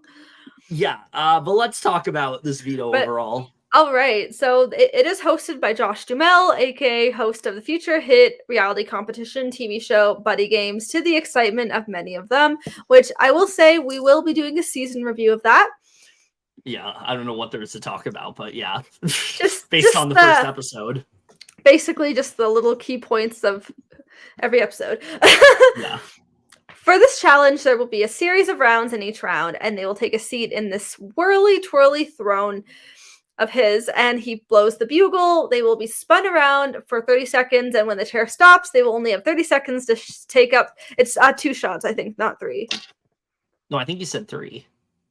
To take up to 2 shots before all the blockers pop up ending their round. Their shots will be added together to give them a total score, and at the end of each round, whoever has the lowest total score will be eliminated. It's not at all bad news, however, because each of them will get a prize via a fishing pole, but the player eliminated next will have a chance to either hold on to it or trade it for the prize already given out. Yeah, so this is the kind of challenge we see all the time where they're there's different prizes and they get to trade them and they end up with what they end up with at the end. I always enjoy these comps. They're fun. Oh yeah, they're always They're always very exciting to watch, especially when something dramatic happens. Like how last season, if you remember, Alyssa taking the trip that she did literally almost landed her on the block over the veto and things like that. So yeah, there's a lot of exciting things that could happen. I feel like this was definitely one of the most eventful for sure. There was a lot to talk about here. All right. So we get a little funny moment where during round 2, Josh asks them if anyone has hooked up, and Jag and Felicia put their arms around each other. That was funny. Which is really fun. It's also, we get a funny DR from Blue where she says only America and Cory and not her and Jared. It was great. So she doesn't want to acknowledge that they're together at all. Oh, it's so great. It's so good. Yeah. So this is an agonizingly long challenge that takes up literally the bulk of this episode. Yeah, it literally was most of the episode. Like, I'm not even joking. And just, listen, yeah. I know that they have 2 hours, but, like, who wants to watch? Like, I don't think there's anybody. Like, utilize. They could utilize it with more. They could utilize it with more strategy.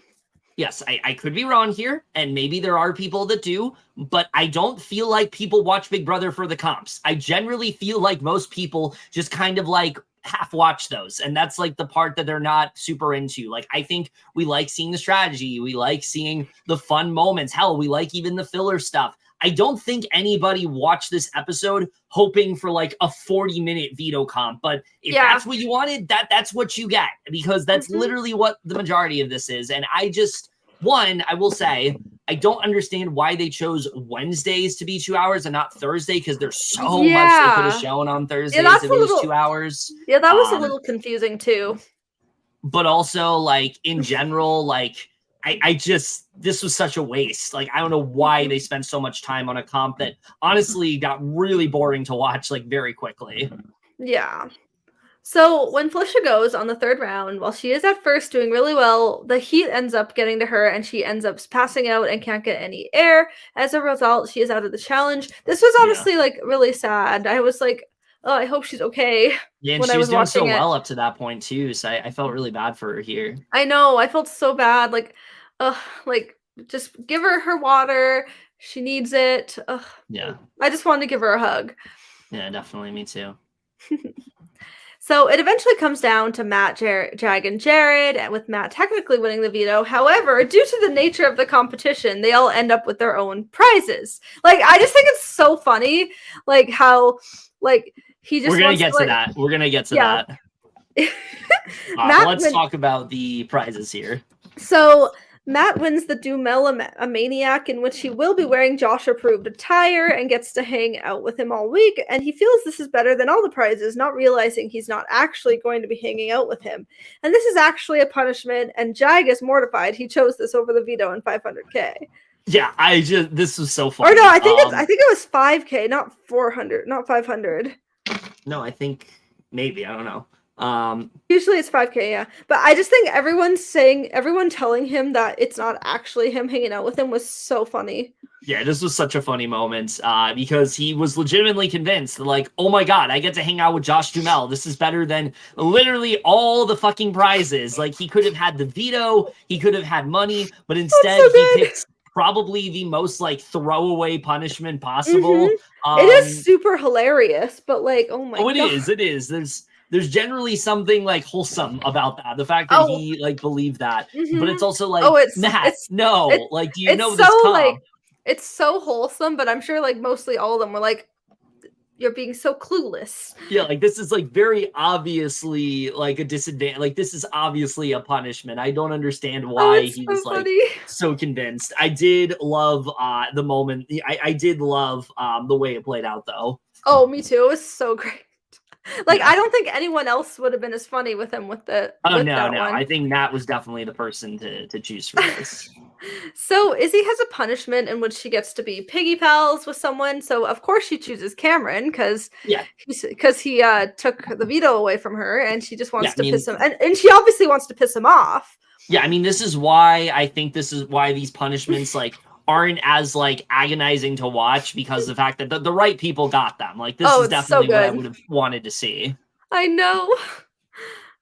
So Cameron gets a trip to Europe. Felicia gets a punishment involving having to do a kayaking uniform for 48 hours, and she chooses Cirie as her companion, which I think that's super funny as well. Yes. Which actually plays a pretty major role into things that we'll get into. I will say, the only thing that kind of sucks is they can't really strategize for 48 hours, but I mean, it is still fun to watch.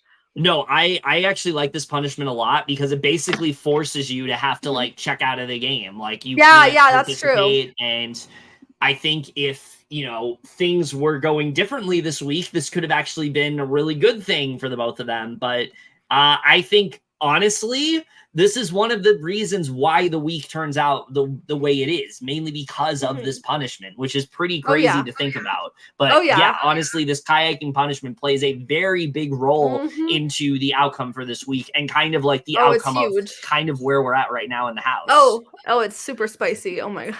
And then so Jag gets the money, and which means Jared has won the veto. Which once again, basically by default, like this wasn't a win. Yeah, literally only because Matt wanted to keep the punishment. But I will say, like, he was also Jared was kind of also in hot water because he either could like save one of his allies or he can just make sure his mom doesn't go up. Well, we'll get into all of that in a little bit. But which I mean, obviously, but I mean, obviously, Izzy understands what he would do. Yeah. So Jared has no idea how he pulled it off, but is excited that he both gets to guarantee that Cirie has another week in this house, but also gets to hear what Cam's actual plan was. So Cam feels this couldn't have gone any better, and with Jared winning the veto, he can rope him in on the rest of the plan. And Izzy feels Jared winning is fantastic because she knows there's no way he will let Cirie get backdoored, and it's almost better than her winning, because she doesn't have to win it and it keeps herself safe and also can continue concealing her loyalty to Cirie. Yeah. So Felicia is hoping Jared takes her down. He's not, but okay. I know. Like, if anything, he probably would save Izzy if he could. Yeah. Matt asks all of them if he actually gets to hang out with Cam and Cam tells him to remember he is in the Humiliverse. Yeah, that's great. That was actually that was a really fun. That was actually pretty funny. So literally the rest of this episode, aside from a couple segments, is basically just all the punishments, because that's the other thing we want to see, right? Extended segments of all the punishments. I will say I love the punishment segments because they really make me like laugh hard. But again, they don't need to be this long. Yeah, they really drag like a lot of these out. Like really, it only needs to be like a few minutes. Yeah, there's no reason it should be longer than like 3 minutes. Yeah, 3 to 5 at most. Yeah. like if there's like the good moments and stuff. So Cirie and Felicia are told to go to the diary room. They will have to spend the next 48 hours together in an actual kayak with paddles and everything.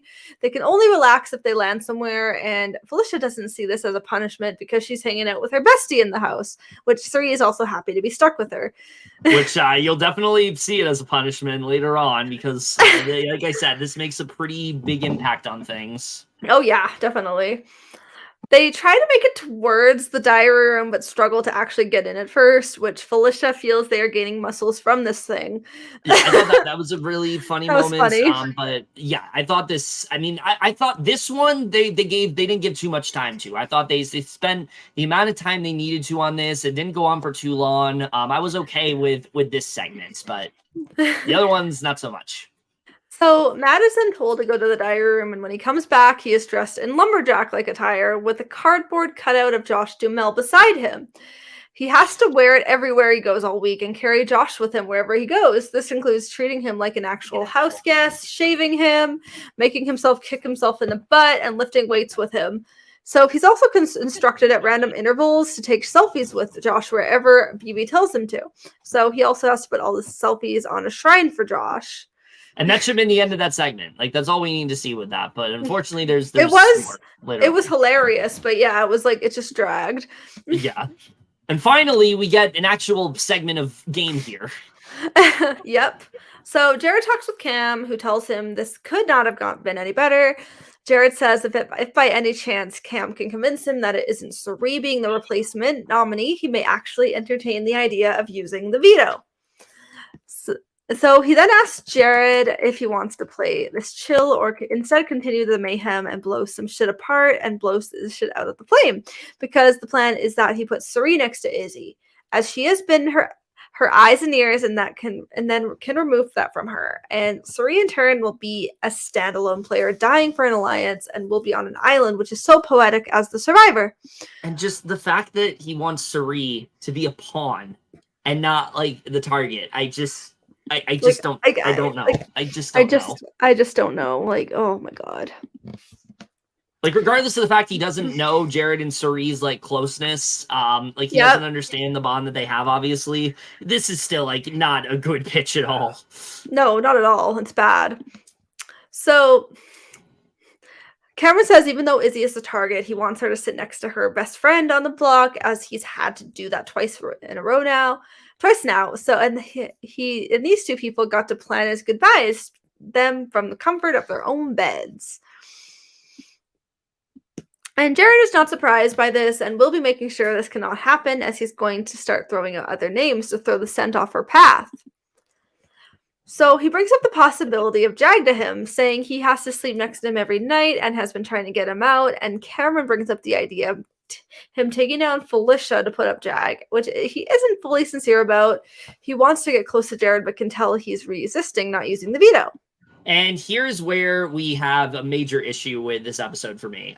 They have 2 hours. They could easily show this conversation. This was a much more crucial conversation than the show made it seem. They made it seem like Jared just threw out Jag and stopped there. Mm-hmm. He did not stop there. I will say. No, he didn't. Let's see. He dragged Cory and talked about how much he couldn't stand Cory. He talked about America and how much he felt like America was someone that needed to go. And he started ranting about her, like throwing the pressure cooker again, as he's continued to do. What else did he talked about Mimi and how he feels like Mimi wasn't doing anything, and he was like upset about that. Yeah, he's literally like, they literally did the bare minimum there. They just cut it so short. Yeah, he throws out Matt and talked about how Matt was somebody that like he didn't trust, and Mimi. Like, all they needed to do here was like show a quick segment of all the people he's throwing under the bus, like one by one, because the fact that he throws so many people under the bus, it did so much damage in this game because Cirie wasn't there to put out those fires for 48 hours. And I just think the show should have done a better job of showcasing that. I think there was more that they could have done here. I think this was something where they honestly kind of dropped the ball, considering they spend so much time on the punishments. They spend so much time on, they spend so much time on this elongated like veto comp and things like that. And I don't understand why you literally have such an important moment of Jared just being a fucking mess, which they have shown before, but not to the extent that they needed to. And I think it was very important to showcase that here, especially with what goes on Thursday, because yes, what happened is why it happened, but Jared being such a mess and throwing out Cory and throwing out America, which then got back to Cory, that's really what set everything in motion. And I just think they needed to do a much better job of showing that, because this was honestly a very, very crucial moment. Like literally all Jared needed to do was say that like he wasn't using the veto. But instead he just went on like this whole tirade where it's like, when you're in a game and like, if you've ever played a game, of course, and someone's like pissing you off and you have like very like strong feelings about that player, but you don't want to show your cards because of the fact that like you're good with this person, but there's things that they're doing that are frustrating you. And so you keep that to yourself, but in your mind, you're like, I don't understand why this person is doing this. I'm really annoyed by them. Jared doesn't know how to do that, clearly, because he literally just like lays it all out here to the point where Cameron was even like, dude, why are you telling me all this? Like, this isn't important information. Just tell me you're not going to use the veto. And that's literally all he needed to do. All he needed to say was, I'm not going to use this veto. Right. And that would have been the end of it. We do not stand StreamYard messing with connections. I mean, we kind of do, because the face it was frozen on was pretty funny. I was talking about. Yeah, that is really funny. But we also don't stand StreamYard being mean to connection. No. Yes, but I was talking about how I just feel like there was, there was an opportunity for them to really just showcase like how much of a mess Jared was in this conversation, and they really didn't do a good job of like accurately showing that, because this conversation was basically the catalyst for everything else that goes down in the week. Yeah, it sure is. Like, oh my god. Like that's literally a reason why people, spoilers, don't trust Jared anymore. Yeah, that's literally why it happened. So I was just really frustrated that like they didn't show him at least, like, I think literally all they needed to do, and like you can disagree with me on this, but like this is what I think they needed to do, was just show little clips of him just like throwing Cory under the bus, throwing America under the bus, throwing Matt under the bus, throwing Mimi under the bus, throwing Bowie under the bus. Like a little montage they should have done. Yeah, and just kind of leave it at that. And you could have had a segment with Cameron being like, I don't know why Jared's telling me all this. Like, that would have been fine. Like, they didn't need to spend like a ton of time on it, but they really needed to show that Jared just like said way too much here, to the point where he basically, started all these fires that Cirie could not put out. And because of that, it put them in the position they're in now. So, yeah, he screwed up so much. Yeah, this was a very vital conversation, and I just wish the show would have portrayed it as such. But anyway, let's continue here, because I don't want to dwell on it too much. But that was something that I just really wish they would have put more into the episode, especially with them having the 2 hours they did to do so. Like, I don't know why they cut that short. Literally, it's like, because they needed to spend 40 minutes on a veto comp that nobody cared about. Pretty much. So Izzy and Cam are then called to the diary room. They will have 12 hours to transfer scoops of dirt to their pig pens and make it all dirty. And if they don't, Izzy will be ineligible to compete in the next veto comp. And she's unsure whether she can actually compete, but Cameron, suffering alongside her, will be getting her through, and sees this as a punishment for putting her on the block this week. And I kind of wish that the punishment was that both of them can't play in the veto, because I feel like she absolutely would have fucked him over here. Oh, that would have been so funny. Because that basically ensures Cameron's going next week, if that happens. Oh my god, I know. He would be able to play veto or the HOH. Yeah. So he doesn't have to be doing this, but does admire her as a person, so he will see through to it, but she finishes it. But we'll also make sure she meets Julie on Thursday, and there's a moment where he chucks some dirt in her direction, which he denies doing.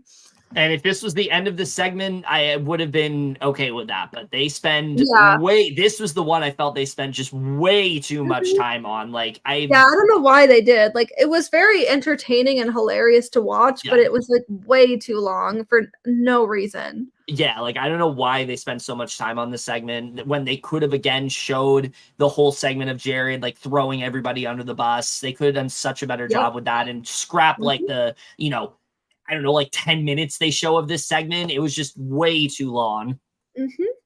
So Mimi truly has no idea what's happening with 2 people in a kayak, 2 people in pig costumes, and Matt with a life-size cutout of Josh Duhamel. That was pretty funny. Yeah, that was a good moment from her. There's a moment after Matt uses the bathroom, the stinkometer hits a 10, resulting in everyone putting on their gas masks, and also end up taking a selfie with Matt and Josh. I don't know why they put this in the episode. We already saw the stinkometer in the previous episode. I don't know why they need to show it again here. This was like another thing. I really love the photo, though. That was funny. Yeah, but I feel like, when they should have put this? This is like a perfect segment for like hey, remember when this happened early in the season? Yeah, like that's when they should have shown this. Like, this was not needed. I know, I wish. So America talks about while she's been working on Cory, but slowly molding him into the perfect boyfriend, there is an area that he's definitely holding back on her from, and it's kissing. This was super random. Like, this was literally like such a random segment. I know, this showman segment was just kind of like out of pocket. Yeah, like I enjoy Cory in America. I do. But like, this is like something you could have easily put in like a Sunday episode where there isn't much going on. Yeah, literally. Like, there was nothing really to it. Yeah. So Cory says at this point it's obvious he likes her, but he knows his mom is watching the feeds and gets to see how much he does, and doesn't want to make out with her in front of his mom watching. Which is actually pretty funny, I will say. Oh, I know. I thought that was funny. Like, that's why I enjoy Cory in America. I know people don't usually like watching showmances, but I like the two of them just because, like, they just feel a lot more, like, real. They don't feel fake to me. Like, it feels a lot more, like, genuine and silly. Oh, I agree. They're just very unserious. Yeah, like, I love their back and forth. I love that Cory doesn't want to kiss her because his mom's watching. Like, stuff like that is just really funny to me. Oh, it's so good. However, he slowly starts to warm up, and she thinks it's an official showmance, and they need to have their first kiss. Eventually, one night, he lets it happen, and she's happy they're now legitimately a showmance. And so after many hours at it, Izzy starts talking to Cameron about literally whatever is on her mind. I don't know why they spent more time on this, but yeah. I know. So, like, ugh, really? Cam says he has rounded up the mountains of Afghanistan and with 1,000 rounds around him. But this kicked his ass and he needs to be done with it. So after 12 hours, they are able to scoop up the last bit of dirt successfully, completing 2,000 trips, and now have to add water to the pig pen and then roll around in the dirt. They both are feeling relieved that this is over, but she does appreciate the fact they made it and completed it together. I just thought this was so badly edited. Like, we went from the two of them to, like, a weird segment with, like, the stinkometer, and then we went to, like, a random segment of Cory America. Then we went back to Cam and Izzy. I just feel like there's so much they could have scrapped here. Like, the Cory and America segment didn't need to be there. The segment with... Yeah, it was literally just, like, complete filler. Yeah, the segment with the stinkometer didn't need to be there. Like, I don't know why they structured it in the way they did. It was just not very good. Finally, though, after all these, like, filler segments, we do actually get a very important game conversation where Jared talks to Felicia and Cirie that he will not be using the veto at the risk of Cirie being backdoored. Felicia needs Jared to use the veto, but doesn't know how to do it with Jared sitting right next to her and thought paddling around with her would be okay. It was Cirie sitting next to her, not Jared. Yeah, with Cirie sitting next to her and thought paddling around her would be okay, but it's really impacting her game and she's up Schitt's Creek without a damn paddle. And yeah, like I said, I mean, I think that something about this whole kayaking thing is it really is more of a hindrance than anything. Like, yes, it's cool to be stuck to the person you trust the most, but you can't talk to anyone else. Like, you can't campaign when Cirie's sitting right there because she'll hear everything you're doing. And conversely, Cirie cannot put out all these fires when Felicia's right there and she doesn't want her to know everything she's doing. So there's one thing we forgot to talk about when they did veto picks, when Felicia forgot to sit in the nomination chairs. That was so funny. That was great. That was funny. So good. She's like, I don't want to sit there. Yeah, that was a funny moment.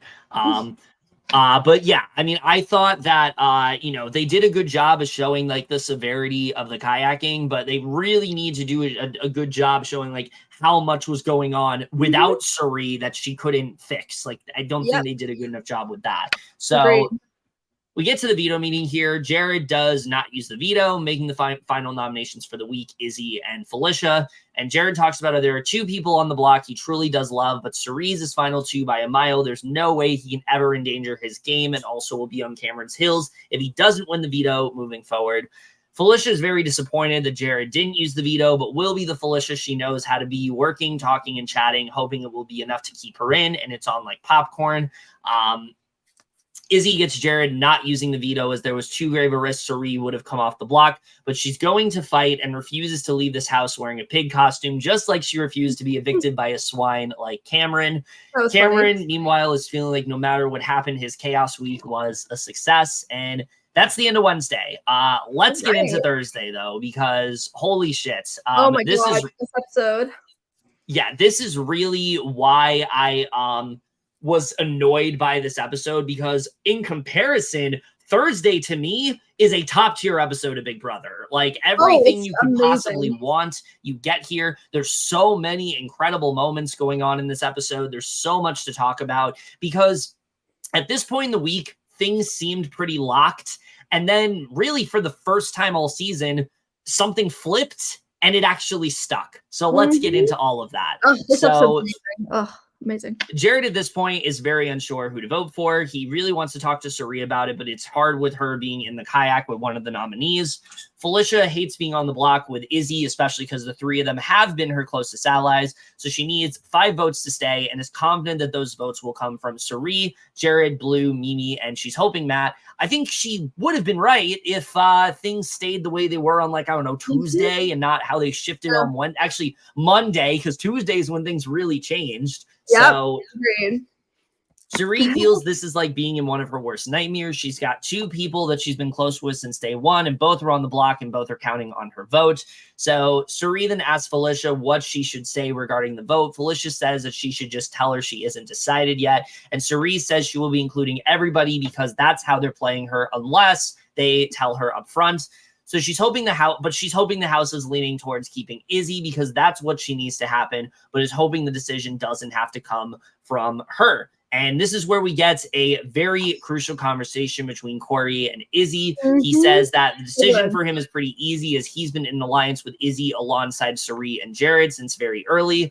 We see a flashback of them creating an alliance called Crossroads, and between Jared, Cirie, and himself, Blue being brought in by Jared, Matt being brought in by basically everyone. That's 5 votes and will be enough for Izzy to stay. So really kind of setting up that, like, they have this relationship, they work very closely together, and we'll get into how that all works. So Izzy says that her and Cirie have been working so hard all season to make sure everyone feels comfortable with them. So she's really hoping it pays off. They both have been basically made alliances with everyone in the house, but the only one that truly matters is the one she has with Cirie and Jared. Everyone else they are working with is just a means to get to the end.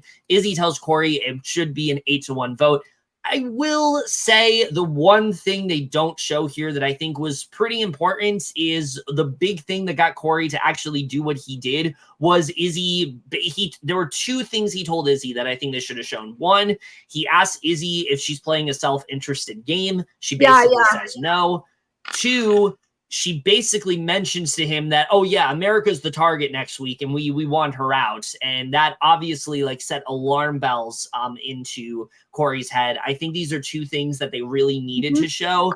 I agree. Also the fact that Izzy wasn't really campaigning. She just kind of assumed that like the 5 votes were going her way. Yeah, and she really just like campaign. She literally just assumed she was safe, but so she didn't really have to campaign.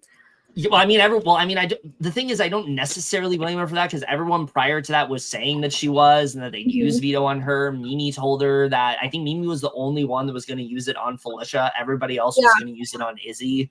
Because Mimi and Felicia are like really close. Yeah. So, I think that they did a really good job with this segment, but those are just 2 things I wish they would have included because it would have made it a little bit more spicier. It's still very exciting, but I think that's the one thing they could have included. So Cory then talks to America, and this is really where it all starts. He says that he thinks that it won't be Izzy, and she says that he knows how much things change and how they are all constantly flipping back and forth. And he says he doesn't think they do and thinks Felicia is pretty much out. So he tries to continue telling her about the votes that aren't there. And Cory says that America has wanted to take a shot at Izzy since the longest time, and now that she has an opportunity, but it's too risky, and he has a close working relation with Izzy. I think we all kind of thought this was going to happen. Like, America's been saying from the get-go that she wants Izzy out. She doesn't trust her. I think we all kind of thought that she was going to kind of push Cory to do this. And let's get to what happens because Cory says America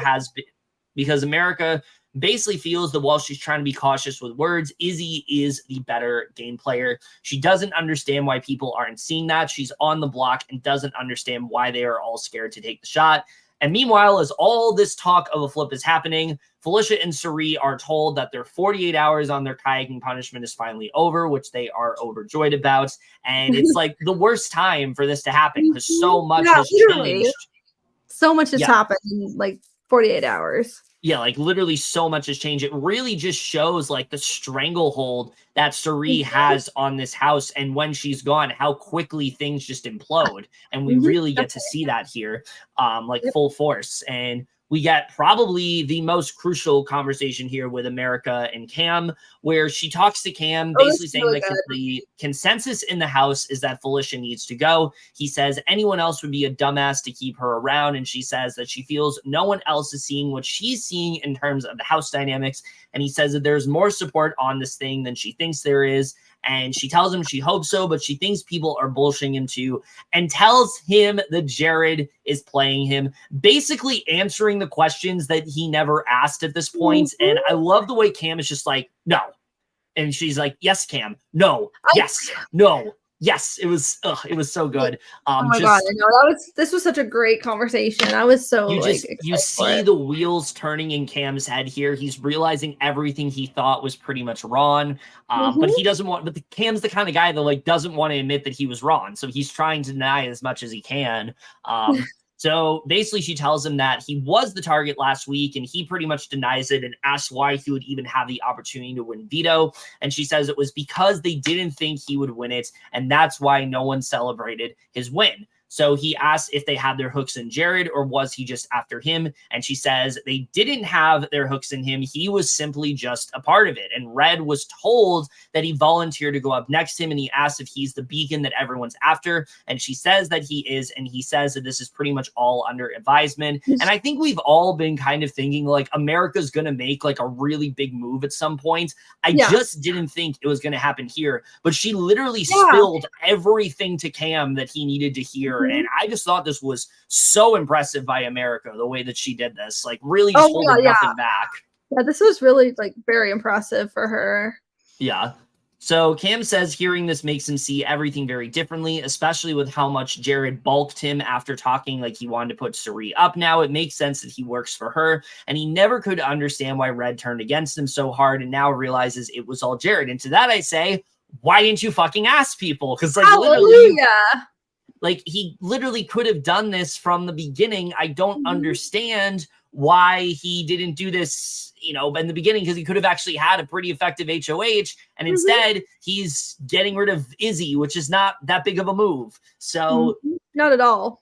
He tells America that regardless of whether or not they stand on him, Izzy has to go, and she agrees. He says he wants to have fun now, and America says that she feels good that Cam knows all of this now, but he doesn't get to vote this week, and she needs to find 4 more votes to evict her. And this is really where things start to pick up here with America basically going to everyone to talk about votes, and Allie's going to get into all of that.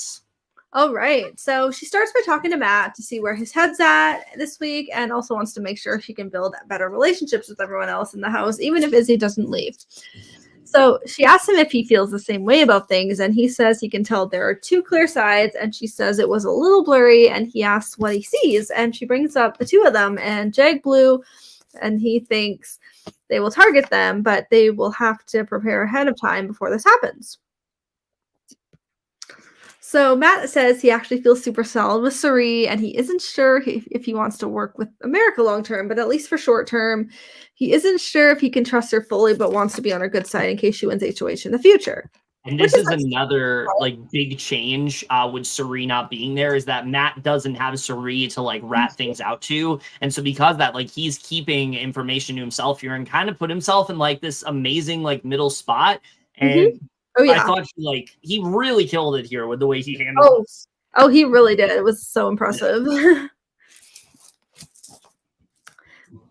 So she says to him that they all need to stick together before that happens, but she feels good with Jag and Blue and is glad someone used the power on them. And he says he thinks it was Jag, and she says she thinks it was him, and he admits that he did it to show his loyalty to her. And she says she's so happy for him.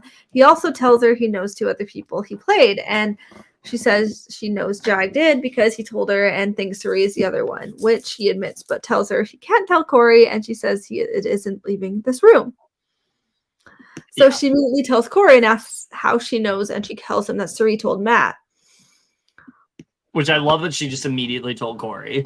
I know, it's so spicy. So Cory understands why Cirie didn't tell him that she played because he didn't either, but doesn't understand why she told Matt and asked who he is to Cirie, and realizes he isn't as close to her as he thought, and the alliance therein is likely bullshit, and he's realizing he's not in the position he thought, and he's been too complacent in this game so far, and it's time to wake up and make such big moves and actively improve his position. Yeah, so they're really trying to give Cory like the mastermind edit here, and I do think it is warranted because I think he played a really big part in this. But I don't think there's like one person to credit here. I think you can credit Cory, you can credit America, you can credit Jag, Mimi. I think all of them play an active role, and Matt, like they all play an active role in this flip happening. It's not just one person. Like I think it's definitely not just one. I think showing it through Cory's eyes was like an accurate way to show what happened. But I think that there wasn't like one person like spearheading this. It really was pretty much all of them. I do think a big result of this happening was Cory and America finally deciding to like actually talk game with each other and not like leave each other out of things like they've been doing all season. Like they're actually pretty effective when they work together, and we see that here. Oh, I agree. Like, oh my God, it's like so good. So she tells him that he can't trust Cirie and Izzy as much as he thinks he can. Cory says with Izzy on the block, taking her out may be a massive move that might improve his position, but also could destroy it. Yeah. So he talks with Jag, realizing he is being played and wants others to realize they are being played right alongside him. And he's known about the 7 deadly sins for weeks and has been quiet, but he needs Jag to realize what he's realizing. They're not trying to pit them all against each other, and this is why they need to take this shot. And he tells Jag about it, and Jag is feeling played, and Cory tells him he and America had a similar alliance that swapped out him and Blue and Matt, fully exposing for real to him. Which Jag tells him he's been thinking a lot about whether or not he could even truly 7 deadly sins, and has been suspicious of them from the beginning, especially Jared and Cirie, and the fact this is all happening at the time it's happening. This is key. So they feel Matt is the missing piece, and all the 3 of them need to go all in. They need to go all in, and they're playing everyone, and at this point they have to start playing this game. Yeah, I mean, this was like what we were hoping from Jag. Like Jag would realize that like 7 deadly sins does not benefit him. That's not a thing anymore. He needs to stop not trusting America and needs to recognize that like America is actually good for his game. Was like, oh my God, Jag is finally waking up. Like this was so good. Like he definitely has his moments that are kind of iffy, but yeah, I will say since then, like he's still gone back to like, okay, but the 10-0 vote, and it's but he's definitely a lot more clued in as to what's actually going on in the game now. And because of that, I actually think Jag is going to do a lot better now. And I think actually him staying in the game does change a lot. Whereas prior to this, I was saying doesn't really change much. It actually has changed a lot. And I think it's this conversation that really just shows the potential Jag has as a player. Oh, definitely. Literally, like, oh, it's amazing. Yeah. Like, he's really, like, finally, like, coming to terms and stuff. Yeah. So, Jag says he now knows that his alliance members leaked information to other people in the house, so 7 deadly sins is now dead. So, Jag talks to America and Cory, and he says the points do make sense about needing to have Izzy gone, and Cory asks if he's considering it, and if he is he truly considering it? So America says flipping the house is her love language. Yes, I love that. Oh my God, I love that so much. That was so funny. Yeah. Cory asks if Matt would be on board, and America suggests Bowie and Mimi, and Cory says he knew he would, but he doesn't want to leave Matt out of the vote. Yeah, I mean, I think it's really smart that he's including Matt here. He's realizing like they're in similar positions. Like this puts both of them like a lot. This makes both of them like a lot closer together. Oh, definitely. So Cory's shocked this is actually working and this flip is happening. He talks to Bowie about the possibility of a flip and all the votes that are on board to make it happen, and Jared, Cirie, and Blue will be left out of it. So he also warns her to be very careful with talking to Cirie, as the people that have been shit-talking her, she has been right alongside them. And he says that the reality is that Cirie will never vote out Izzy, and she believes him. Yep. Bowie feels after being blindsided last week and Cirie talking about her, she doesn't have any incentive to continue working with these people and is down for the flip. Until, like, I don't know, a few days later where now she's back in with, like, Cirie and Jared. But that's another week to discuss. I don't know if this is going to go anywhere for Bowie, but I'm glad she I don't think Bowie is making it far at all. No. So, but if she does, we'll see. That'd be cool, but we'll see. He then talks to Mimi that Felicia should be kept and tells her that his plan was to vote out Felicia because he's closer to Izzy, but doesn't see the path forward with that group anymore and lets her know the votes are 100% there, and she says she's down. Mimi feels this is an extremely tough position for her, but she feels Izzy is the stronger player to likely win, and though she does love her, it just makes more sense to vote her out this week. Quick thing I do want to bring up with Mimi that they don't show in the episode. They were originally planning to like literally leave Mimi out of the vote until an hour before the eviction. Like they weren't even going to tell her that like they were voting out Felicia until like right before because they knew like her and Felicia were close. So like this is something she needed. Like Mimi needed this more than like a lot of people. She needed to like kind of wake up and realize, yeah, they're not really with you. Because like Cirie and Izzy just have not like valued her as like an ally as much as they should. So Cory then talks to Matt that he knows he's close with Cirie, but that's how close he felt to Jared and Izzy.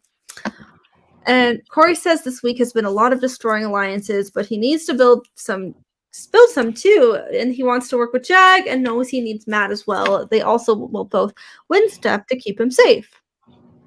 Yeah. And then he tells Matt, as of right now, he is voting to evict Izzy because he's being fucked over by a lot of people and is over it. And he's extremely certain both of them are being played. And he tells him everyone is on board and tells him he needs to lay out everything and says he's known about 7 deadly sins for weeks. And Matt is genuinely shocked, thinking that alliance was never legit. And I think it's really smart of Cory to like want to work closely with Jag and Matt, considering like he's not really like that great at comps. He hasn't been winning, but Jag and Matt have been winning things. Matt nearly won the veto. He would have won the veto if he didn't take the punishment that he did. So I thought this was really smart where it's like, these are two people that I know are strong in the house. I know will be good for me. So I thought this was like a really good move with Cory. I've seen some people debate as to like, and I'm going to ask you, like a lot of people debate whether or not this was like the right move for Cory. What do you think? Do you think this was like the right move for him to make? Oh, I thought it was for sure. Cause like so far Cory hasn't won anything. Like hopefully he starts winning comps, but like, it's definitely good for him for now because like, he's literally because like they are good at comps for sure, so they would keep him safe. Oh, DM Rock says, "Hey, we're gonna get to that when we get to Izzy's eviction, but yeah, we'll talk about that. But no, what I was gonna say was no, I was asking about what do you think it was smart for Cory to take out Izzy and not Felicia? Because I've seen some debate about that. I mean. From what he heard, yes. Because, like, he knows that everyone was playing him, and he was, like, their number 3, so number 4, number 5. So, in a way, like, it definitely was smart for him. Yeah. Because, like, now he has more wiggle room. And I've seen a lot of people. And in a way, also, like, of course, it breaks Izzy's trust. But, I mean, it's the game. He was literally just doing what was best for him. Yeah, I've seen a lot of people say, I don't understand why he got rid of Izzy when him and Izzy were close. And I don't think it is that black and white. I think it really is the fact that, like, the people that Izzy were working with just didn't benefit him anymore, and he needed her out because of it. So I think if it was like, if she wasn't so close to Jared and Cirie, I think, keeping Izzy is very beneficial for Cory this week. But because he's feeling so iffy towards Cirie and Jared now, it doesn't really make sense to keep Izzy around anymore. Well, agreed, for sure. So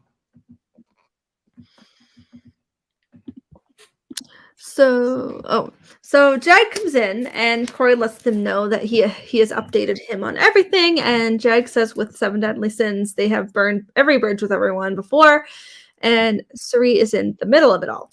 And Izzy, Cirie, and Jared are 3, and Cory thought he was in that group, and that's not the case. They've been using the 3 of them as tools and as numbers, and knew they were loyal and used it against them.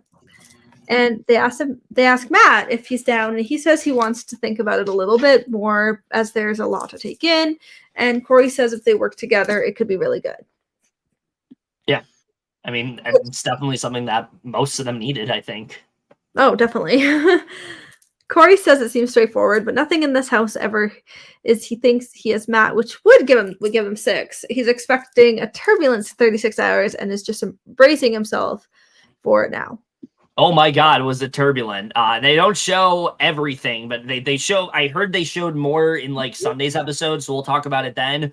But we haven't even gotten to the half of it. I mean, this is such an insane like 2 days. There's so much going on here, and we'll talk about all of that once we get to Sunday's episode. But with that, we are going to get to the live vote and eviction. Felicia is up first to please. She starts out by saying that this week has been long and exhausting. Oh my God, has it ever? She is survived by the faith of a mustard seed. At some point in this game, every person in there will have to be willing to make a decision and take the lead rather than follow everybody else. And the winner of BB25 is going to be the person that has the leadership and the courage to do just that. That's her theory, and she's pretty much sticking to it. And Izzy then says that from the minute she stepped foot in this house, this has changed her life, and that's because all of them, she says that they know she cares about this game deeply and loves everything about it, even the fact she's fighting for her life in her humiliating pig costume. She's learned that she's her most brave and her most strong when she's fighting for others, and those people are the people that have chosen her, no matter the mistakes she's made, because they trust she will learn and grow so she can continue to protect them and herself. So if they choose to keep her in this house, she will continue to be brave and strong for them for the rest of this game, and that is something that she's proud of. She knows that they're going to vote for the person they think is going to further their game, and she so desperately hopes that it's her, but if it's not, it's okay. And she says the pork chop had a fantastic time. I will say both of these pleas were pretty good ones. Yeah, they were. I mean, I don't think they really mattered in the grand scheme of things at this point, but yeah. So there are a couple things to talk about during the vote that I do want to mention. America gives a little shout out to Josh Duhamel, sends him smooches. I thought that was kind of a funny moment. Oh, that was hilarious. Oh my God. But the big thing to talk about is Mimi when she votes. Mimi talks about, well, actually, there's two things to talk about here.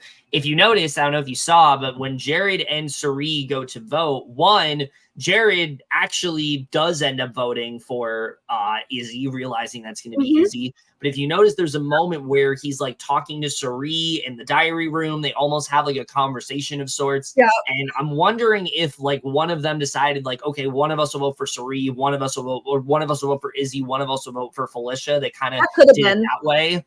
Because I assume that's probably what they were talking about. I wish we got to hear that. That would have been very interesting. Well, I mean, how would we have heard that? I mean, if they ever like flash it back on an episode or something, they might. I feel like they're probably going to. So I guess we'll see what that was about. But Mimi also says that she knows that they're all snakes, liars, and cowards, which I thought was such a great moment from her. I love Mimi so much. Oh yeah. So after a monumental house flip and house shifts, it ends up being an actually pretty straightforward vote. We didn't really know what was going to happen here, but it ends up being a vote of 8-1, with Cirie being the only vote to keep Felicia. So yeah, I was really surprised about this. Also, they got Blue too, which she was very happy to evict her. Yeah, I was about to mention that. Yeah, Blue also ended up voting for Izzy to go, which was really surprising because they were trying to leave her out of it. But there is a reasoning as to why that is, and we'll get into that probably when we talk about the next week and everything. But now we can get to DM Rocks this moment. Yeah, Cirie has pretty much been heartbroken since Izzy's been gone, and I do definitely feel for her. So that's like so emotional. Like it's like just wholesome, and it's just like it's just so sad and heartbreaking. Now, what's not heartbreaking, well, what is heartbreaking, but also iconic is, when Izzy leaves the house, we've been seeing a lot of just people just hugging and, it just being very fake and it just being kind of like a love fest. But Izzy does something different. She goes to hug everyone except Cameron, who she assures that she will be seeing him soon and calls him a pig, which is like already something that pretty much everybody is talking about. It's such a great moment. And then the most surprising of all, she calls Cory a pipsqueak. So yeah, we realize that she and Cory are not on good terms anymore. She feels not happy with him at all. Yeah. And we get some context into her interview with Julie, where she talks about how she felt good for most of the week and then something happened. And she tells Julie that Cory happened and her biggest mistake was ever thinking that her and Cory were close and that she could trust him for sure. She also feels most betrayed by Cory, and she was skeptical of him pretty much the entire time, as well as her closest allies of Cirie and Jared. They were also very skeptical, and she says that he was saying all the right things and he was pretty believable, and she thought they actually built a pretty strong friendship, and maybe it clouded some of her judgment as he was the person she talked to the most about the game away from Cirie and Jared, and it felt it was more important for her to have that given Cirie and Jared's relationship. Do you think she should have like capitalized on her like friendship with Cory more? I think she should have actually, just because like I would have liked to see more of like their friendship. Like I wish she should have talked about more, and then like sometimes I do wish there was more segments of them. Oh, I'm not talking segment-wise. I'm talking about more like what Izzy chose to do. Like I do think there should have been more segments for sure with them too, because like seeing how they were super close, we just never really got to see much of that. Well, because Izzy didn't put a lot of effort into it. That's the thing. I think that I definitely wish she like got more into detail in her interview for sure. No, I was talking more about like, do you think she should have stuck with Cory? I mean, there was that moment where she was like, should I flip on Cirie and Jared at some point or soon? Right. But I definitely think it was more beneficial for her to keep them. But I mean, I definitely think she could have like stuck close to Cory too. I think if she didn't have the burden, like in case like Cirie and Jared left, Cory could be her next person.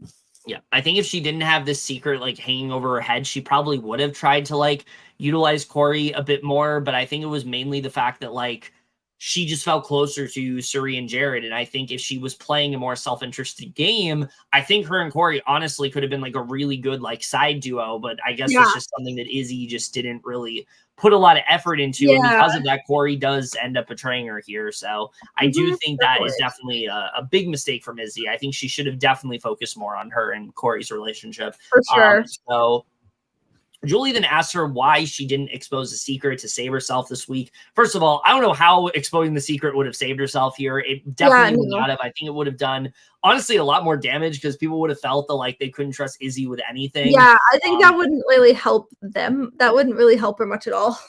Also, Jared would straight up deny it. Like he wouldn't even like he would admit that it didn't happen. So that it's not true or anything. So basically, you know, she says that, you know, it feels silly to say it now, but having people in the house that she trusts is invaluable in the game. And it was too soon to think about whether or not she was blowing that up. And she really doesn't regret it at all. And I don't blame her for that. I don't think she should regret it. I don't either. So Julie then asked if her closeness to Cirie was more important than the game. She says that while she truly believes her and Jared are in a lot of trouble in the house because of this eviction, and if it was reversed and Cirie was sitting on the block, they would have been much more nervous all week. She would have gone after her, and she would have been next. She's hoping they survive and that they can pull it out, and the two of them go really far. She wants to see her family take it to the end. I don't think she realizes that, like, Jared is the one in danger here, definitely not Cirie. So... She says that she had a great time, would do it again in a heartbeat, really has no real regrets. And then Julie mentions that, like, it was a real pleasure watching her play. I don't know if Julie's, like, hinting at, like, hey, there's an open spot for you in the future and things like that. But I kind of felt like that's what she I am here for that, though. Because, like, she definitely was so fun to watch. So she should have a second chance. Yeah, let's talk about Izzy for a bit, because for some reason last week we didn't even talk about Red.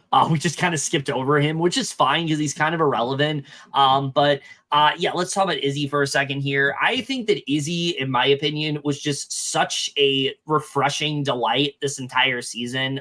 We don't get to see a lot of players like Izzy, where she's just so incredibly unhinged and so just like willing to be messy and flipping votes constantly. The show really didn't do Izzy enough justice, I feel like. They didn't really get to show just how chaotic of a player she was. But, I mean, she was insane. Like, week one, she's like, I want to fuck them up. That's what I want. Like, that's the Izzy that we love. She really held nothing back. She was so entertaining to watch from start to finish. But she also just wore her heart on her sleeve like the entire game. Like, she was so genuine when it came to her emotions and things like that. And though, yes, I think sometimes, you know, her gameplay was definitely not the best at points. It was just so fun to watch. And I think hands down, Izzy is like absolutely in like the top 10 like best pre-jury characters we've ever had on the show. She was just incredible to watch all around. Oh, definitely. Like she was just so fun to watch. And like, remember, we thought she was going to be an early boot preseason. Yeah, she definitely surprised me with how she played. She ended up like proving us wrong. She was just so unhinged. She was so cracked, so chaotic, but she also was just like, she really played close to like her heart. She was unapologetically herself. She was just like so real, like, and she was just so fun and just. I'm so sad she's not in jury. Like she should have been. Like, oh my god, but she would have been. No, honestly, like she impressed us so much that like I'm literally like I'm shocked that she's not on jury because I feel like she's just the kind of character that we normally see on the jury, and it's like kind of a disgrace that she's not. I know. Like she would have been. She would have been so bitter at Cory, and obviously. Oh my god! Oh my god! Led him to filth. It would have been so good. Yeah.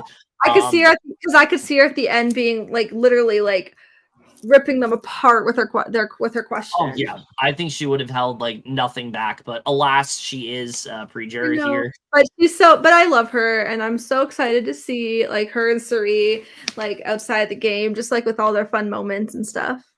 Yeah, we do get some goodbye messages here, which were really, I mean, Jag, Mimi, and Cory, they held nothing back. Like, Jag and Mimi were so pissed at her, and Cory basically talked about how, like, this needed to happen. I know you're close with, like, Cirie and Jared and things like that. And Mimi's like, I'm not, basically Mimi's like, thinking, like, I'm not sorry for voting you out. It needed to happen.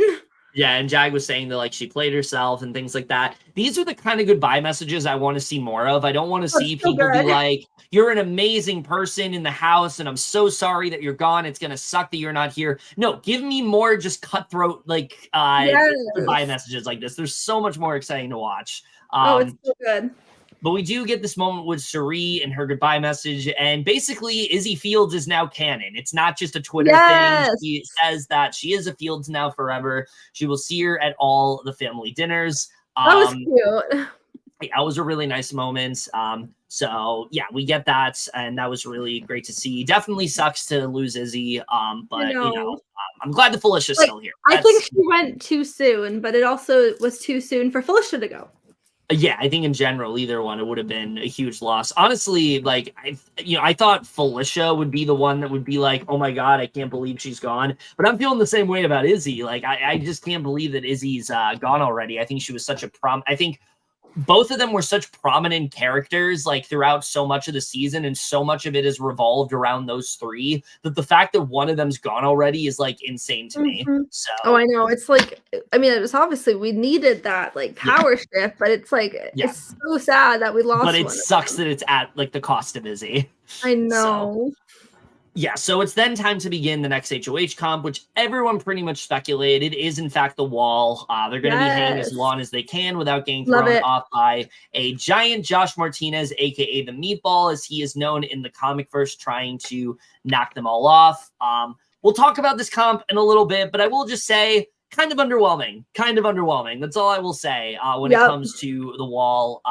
Definitely not the wall that we're used to. This was a much different, I mean, it's still like the same type of comp, but just the way it turned out was not at all how I expected. We'll get into it when we talk about Sunday, but it was definitely kind of underwhelming to watch. Yeah, we'll obviously talk about what happens on the next episode, but like on our next podcast, but it was definitely like underwhelming, which I still love the comp, but like very underwhelming this season. Yeah, definitely. So we do get some pretty big reveals here where, you know, Julie hinted last week there was going to be some kind of jury twist. Thankfully, it was not the final three that people were speculating, because that would have been so bad. Big Brother is not the show to do that with.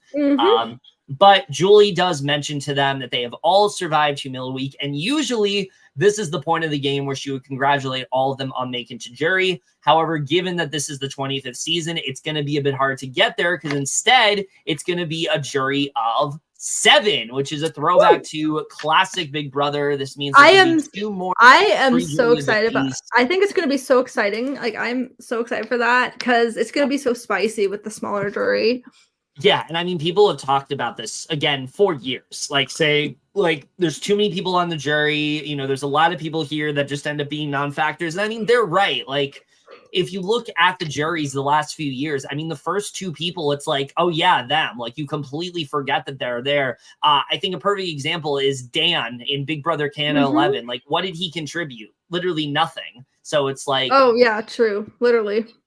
Cutting it down to 7, it just feels so much more like essential. It feels like these are the people who really played the game. These are the people who really knew what was going on the entire time. And also, I think you'll agree with me, this is the cast to do this with. Like, out of every cast they could have, like, this is definitely the right cast for it, because I think they're all going to fight so much harder now. They're not going to care about jury management. I mean, I don't think they're even going to care about jury management when jury starts, to be honest with you. They won't. But I feel like it's going to be so exciting to watch, knowing that it's not jury yet. I think all of the jurors are going to be so cutthroat this season. Yeah, but the fact that it's not jury yet is very exciting. Also, it means that Cameron and Jared probably aren't going to make jury, so we love that. Right? The only way, literally the only way Jared makes it is if Cirie wins HOH or if Jared wins veto. Yeah. Because spoilers, Cameron's probably head out the door, so we love that. Yeah. Spoilers. Yeah, but then the other big reveal that I literally did not see this coming at all. This was honestly like a blindside, I think, even to the audience. It's a double eviction this week, which is with the scary verse. Yeah, I'm really, really fucking hoping this is not a fake double. It better not be better not be a fake. It better not be a battle back for one of them. Like, like I will say, if it's one of them to come back, like if it's Cameron versus Jared, I'd probably give the slight edge to Jared, but just for at least Cirie's sake. But like, because I don't like Cameron. At this point, I don't like Jared either, but I'm not a fan of him anymore. I do think that it's probably going to be Cameron and Jared going back to back, just because the house is so anti-Jared right now, and they're so anti-Cameron. I'd be very surprised if it was anybody else that goes here. And honestly, like, that's like the best outcome for a double eviction. Like, I think this is going to be. Also, spoilers. They're like not trusting Cirie either.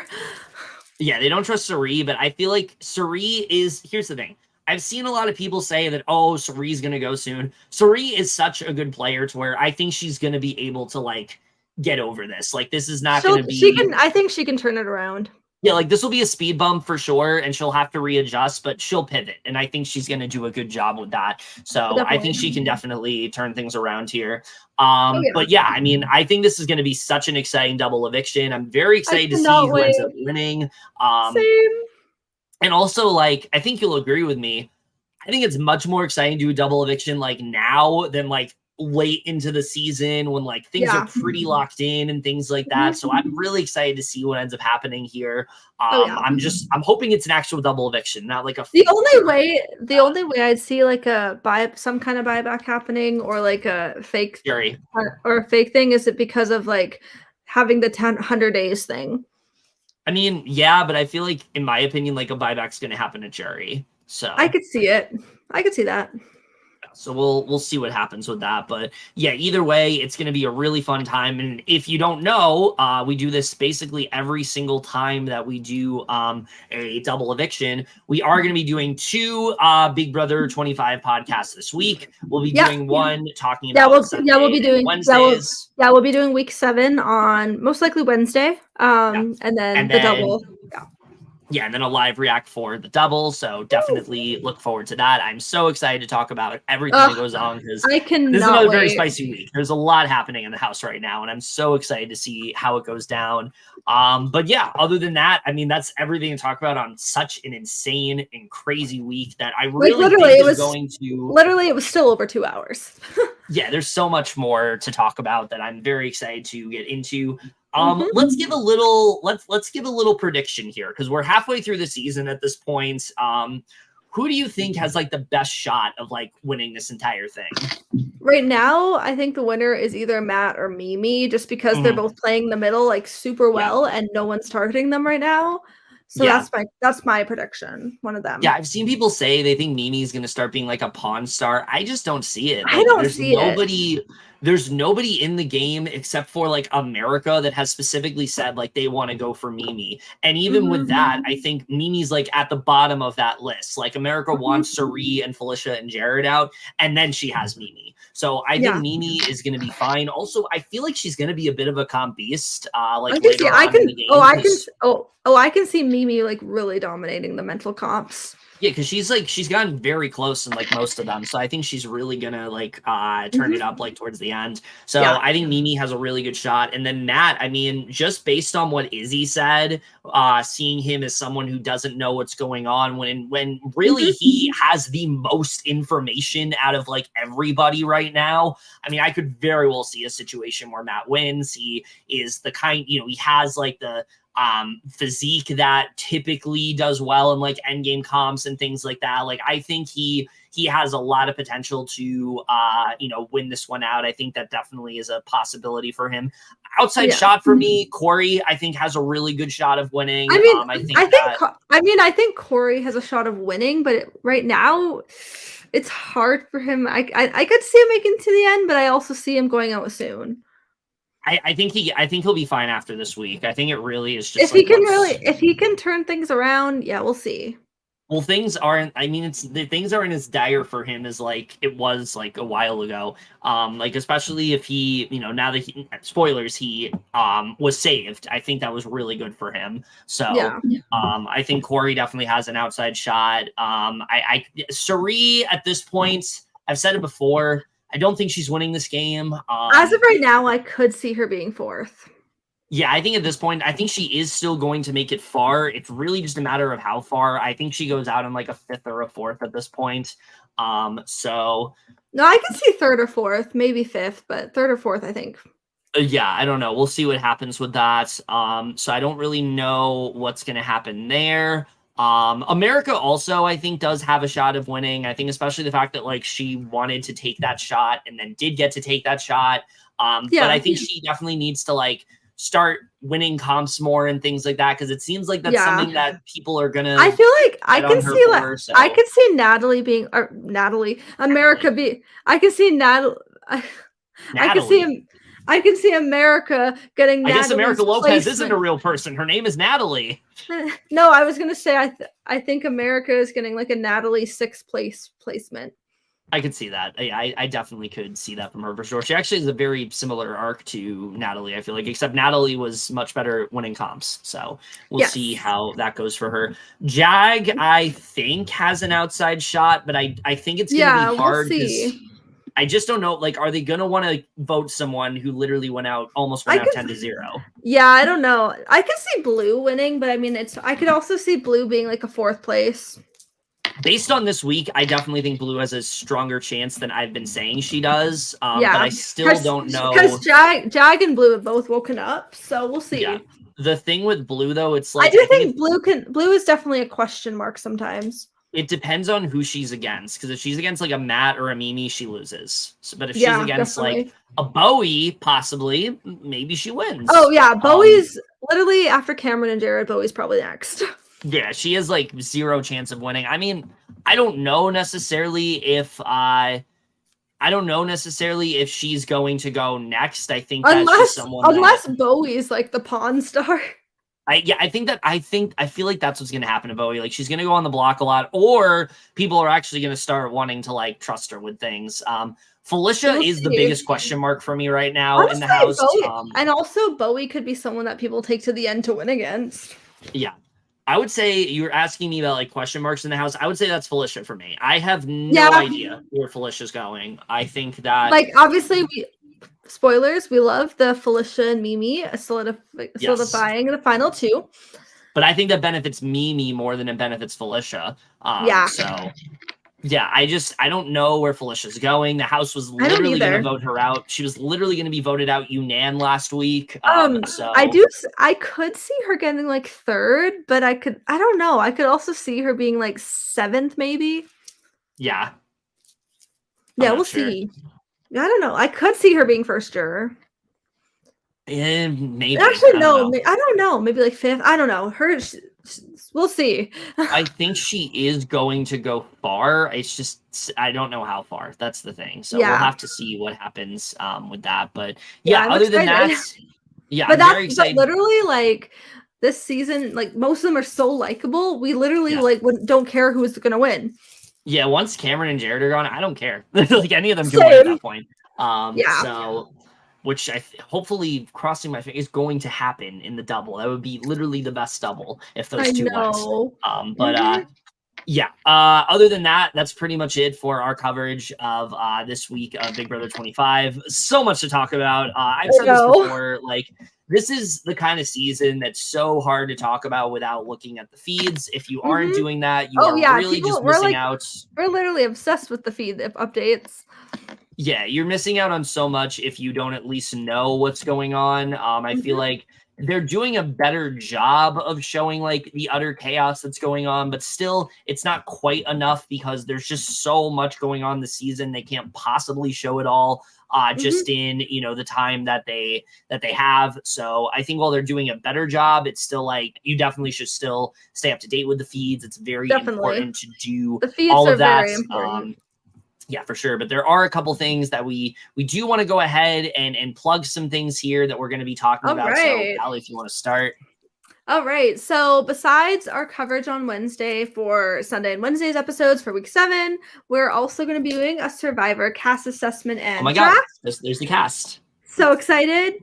Yes. I'm very excited to do that. And then we also just are thinking about doing a little assessment and draft for the Traders Canada. Yes, so we haven't talked about the Traders yet, and really excited about this cast. Like obviously we decided to be more fun to go in blind and not watch Cirie season yet.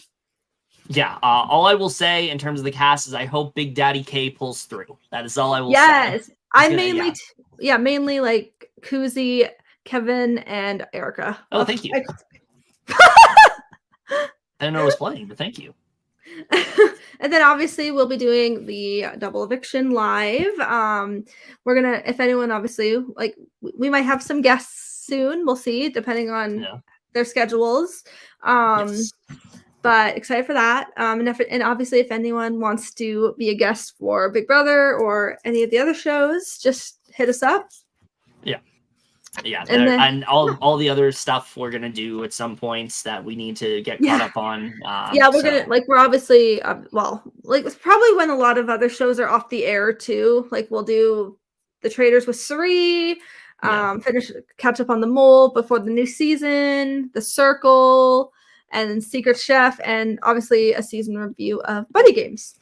Yes, I was going to mention that we are watching Buddy Games right now. I don't know what there really is to talk about with this show because it really is just kind of a bunch of comps. But we'll get into all of that when the season does end. I feel like that review is not going to be that long. No, we'll see. Right now, I can't tell you if this is a Stars on Mars or Beyond the Edge, but it's not a claim to fame. I will say that right now. It is not a claim to fame. It's definitely somewhere in between those two shows. Because claim to fame is one of the best. Yes, literally. Overall, that's it for this video. Hope you guys enjoyed it. If you watched the whole thing, thank you for watching. This was like literally almost 3 hours. So, there's so much to talk about. 2.5, not 3 exactly. Well, if we keep going, it'll be 3, but we're not going to do that. So, true. Other than that, that's it for this video. We will hope you guys enjoyed it. And remember, couples who podcast together, stay together. We will see you guys later. Have a good night, guys.